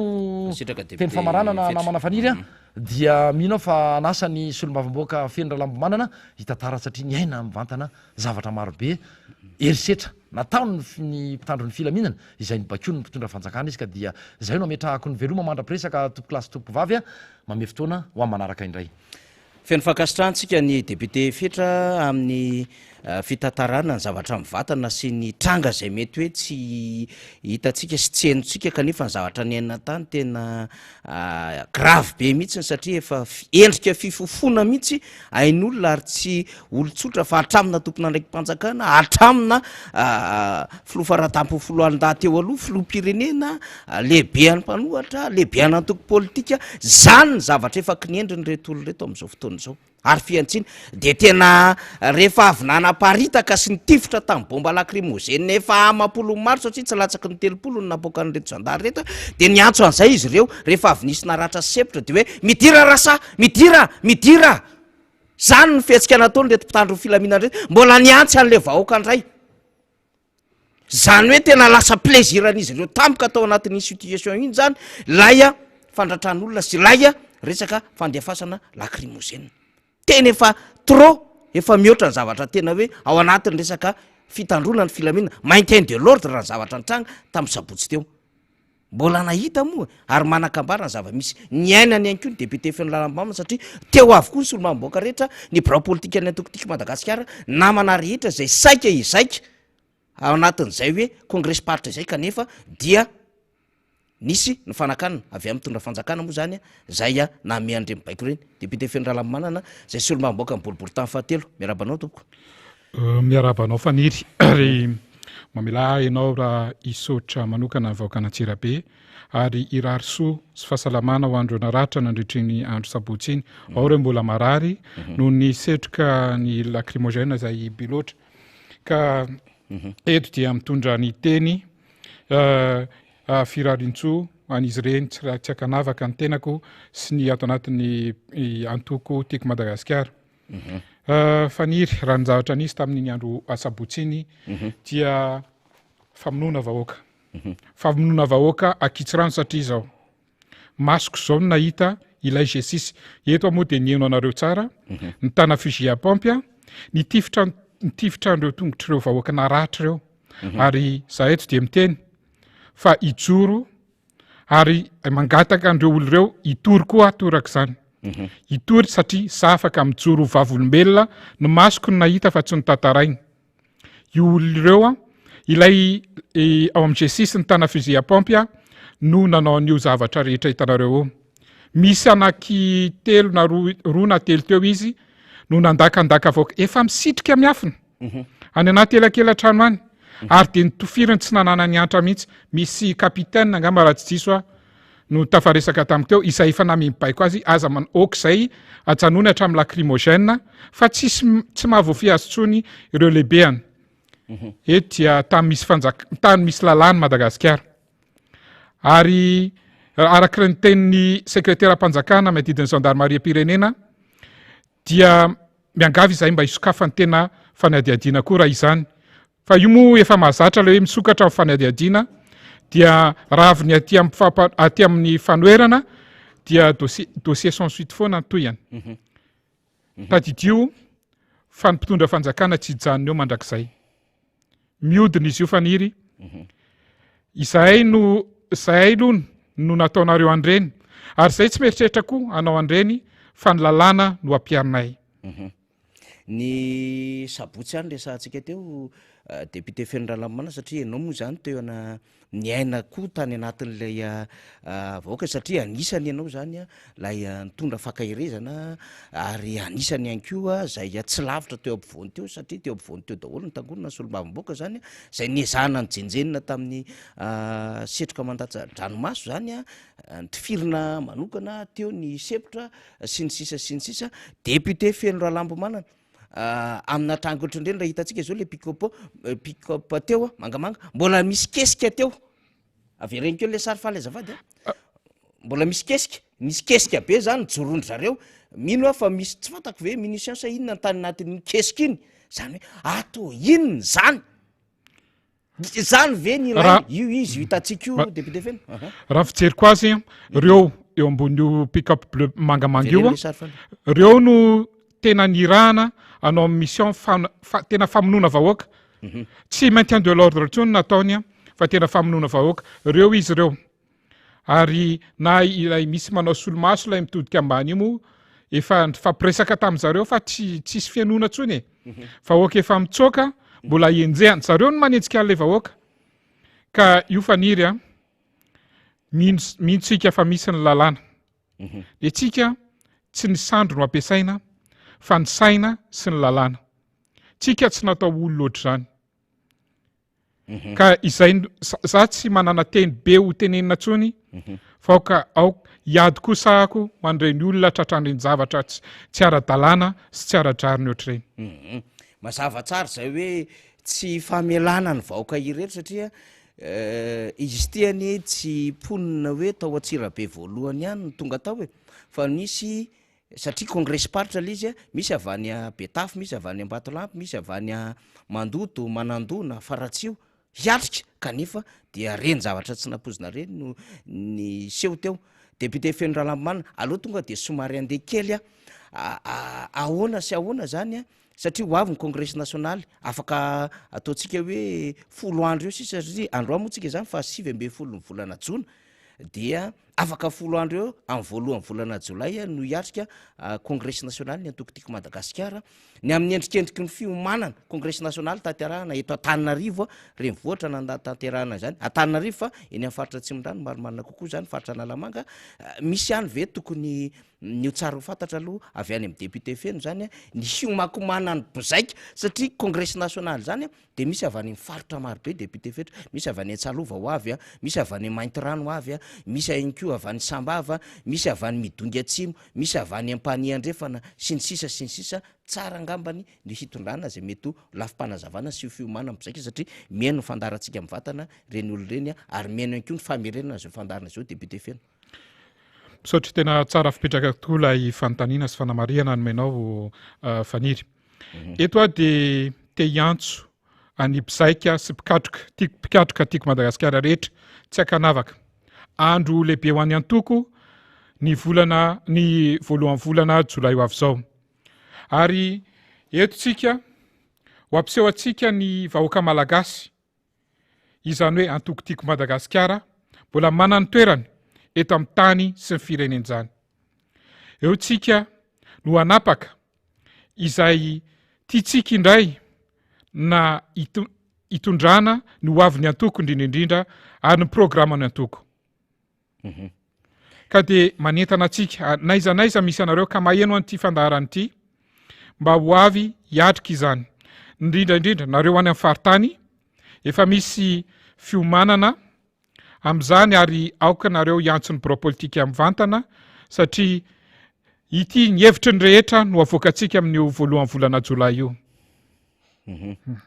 zay zany zava-dehibe zay amaraparananazy député Feno Ralambana tokony efa nresahako ihany ty fanaovako ino moa zany fanontaniana famaraparanana ny fanio-kevitra nataonao teto nresahany député Feno Fetra Ralambozafimbololona ihany le izy teo ny amin'ny hoe naninona ny mailaka de mailaka ny nivon'ny gendarmerie raha ohatra ka ny gendarme na mpitandro filaminana voatosika na solomamboaka fa ianao de anisan'ireo solomamboaka zay niarany ny herisetra ihany koa nataony zandary teny taosy fiaonam-beno kasaina nataony antoko Madagasikara teny taosy tao anaty trano mihidy tao anaty vavahady mihidy moa zany tamboa misy vavahady mihidy kanefa de nokasaina misy nandro any ny antoko tiako Madagasikara tsy hanao hevitra dia tamin'ny fotoanandro iny volana Marsa no nandraisana anao tamin'ny vozona akanjo zany ary nisy teny mahery samihafa nametraka fitoriny député Feno Ralambana zao nefa nitranga misy am'izao fotoana zao fanambanana basy fikapohana solomavambahoaka ary fandratrana vahoaka fitifirana vahoaka amin'ny vatana fandaroana vahoaka satria nisy de hoe nidaroana reo vahoaka député Feno aiza ho aiza ny amin'iny sy ny mba fanio-kevitra ao zany manoloana zay fetsika ataona mpitandro filaminana vitsivitsy zay tsy mahafehy tena itsony satria asa am'izao situation zao zay nefa voateniko teo aloha faniry hoe ny mpikambana ary ny olona mivolavolaina tatao anatin'ity antoko tiako Madagasikara ity dia manara-dalàna efa voapetraka tokoa ny fitoriana eo anivon'ny parquet miandry ny toyantsika fa ny alo de efa voapetrako iny ary minoa ianao faniry fa tsy maintsy ho hisy toyany tsy maintsy isy toyana iny na afaka 2 volana na afaka 2 volana na afaka 2 taona na afaka 5 taona raha mbola velonaina tsy avelako am'izao eny ary zava-dehibe zay mahitsy TFM ozy izy député Totosoa zay tsotra foy sady mazava kanefa dia misy message be ambadika zany rehetrarehetra izany amaranantsika azy député Fenora Lambomanana be da be moa ny andraikitra mbola sahanao sahanina rosolomamboaka ihany koa ny amin'ny fandaminana zavatra maro samihafa indrindrandrindra fiatrainan'ny congrès nationaly boribory tany fahatelo ihany koa zay mety miaino anao am'izao fotoana izao ny amin'ny fakahirezana sy ny amin'ny mety hoetsika samihafa sady mamarantsika député Feno marina tokoa zany fani satria na de inona na inona zavatra misy eto amin'ny tany tsy ny firenena itsika koa amasolomabamahoaka de miezaka ihany amin'ny fiarahamonina mitsinjo zay azo jerevana amin'ny fiarahamonina efa misy reo zanatsika na de hoe ao anatin'ny fety fahaleovatena de hiditra am'izay tsika atoato efa misy fandaminana eny anivovoky tany eny iona amin'ny reo zanaky ny boribory tany fahatelo ao ny 720 jona zao zay fomba efa fanao isak taona moa izy io ka de anentanako anareo eo ny ray aman-dreny sy ny zanaka mba eo tsika ny fahantrana zay hitatsika dia tsy hoe alao miezaka ihany tsika na izany am'ireo zanatsika ireo manao zay azo atao araka zay tratra mba ahafahan'ireo zanakitsika ireo mba mifetikely de mba niezaka mba hanao an'izany aloha ny solombavam-bahoaka amin'ity 720 volana jona ity eo koa ny didipotra faoba izay amin'ny 8 jolay izay anentanana tsahady koa izay ponina ao amin'ny boribory tany fahatelo aorinan'izay misy ny korony baccalauréat ho an'ireo zanatsika hiatrika amin'ny baccalauréat zay ny antsoko anareo ao amin'ny boribory tany fahatelo misy fandaminana an'izany ary efa misy tompona andraikitra isaky ny fokontany ka de eto de mitona anareo anatona an'izy ireny tsirairay avy mba ahafahanareo mandamina fotoananareo misaotra to eny ary de feno zay fandaharam-potoana zay nambara ny solomambahoaka ny boribory tany fahatelo izay raha Lambomanana Feno tamitsika zay eny amin'ny distrika zay navoafidy azy zany faranantsika am'izay moa ny fanehoan-kevitry député Feno satria zava-dehibe mihitsiny amin'ny 720 volana jona zany de misy an'izay fahatserovana hiatrehana ny fetim-pirenena zay ho an'ny kolonga samihafa de aorinan'izay ihany koa hanomana ny didipotra faobe ny fiandohan'ny volana jolay atsika boribory tany fahatelo ary ny fanomanana ny fety fanomanana ny fanadinam-panjakana faradoboka zany ho an'ireo mpanala fanadina indrindra ny baccalauréat sy ireo fandraiky am'izay zany de miomanitsika zany satria zao sady mijery ny raharam-pirenena ihany koa no mijery mivahoaka eny amin'ny distrika nahalany azy ny solombavam-bahoaka ato anatiny antoko tiako Madagasikara zany akasitrahany isika rehetra ary isaora ndrina arabe mananjara niaraka tamitsika nanokatra ity fandaharan'ity etona zany de mitondra ny fankahirezantsika sy firaritso ho an'ireo efatra zany zay tsy salama noho iny zavatra antranga tany sabotry iny vokatry ny etraketraky ny mpitandro filaminana vitsivitsy zay no baikona tompona andraikitra zay matahotra n'izay hoe hetsika ataony ny antokotiko Madagasikara anatin'ny congrès party zay ary matahotra ny overy fahefana sy overy finanana azo eritreretina daholo zany rehetrarehetra izany ka de mampiatra am'izay hoe fioara-pefy amin'ny fampiasana mpitandro filaminana tsy araky ny tokony izy izay dia ankahirezitsika satria misy ankizy 12 taona misy 17 taona misy tovavy misy rem-pianakaviana ao anatin'izany faharatrana izany sy tena hoe tsy zo fahasalamana feno zany de zay no antony ankahirezantsika tanteraka azy ireo zany de mame fotoana antsika rapitso hiaraka amin'ny solomamboaka sy adevitra hafa indray hoe tsika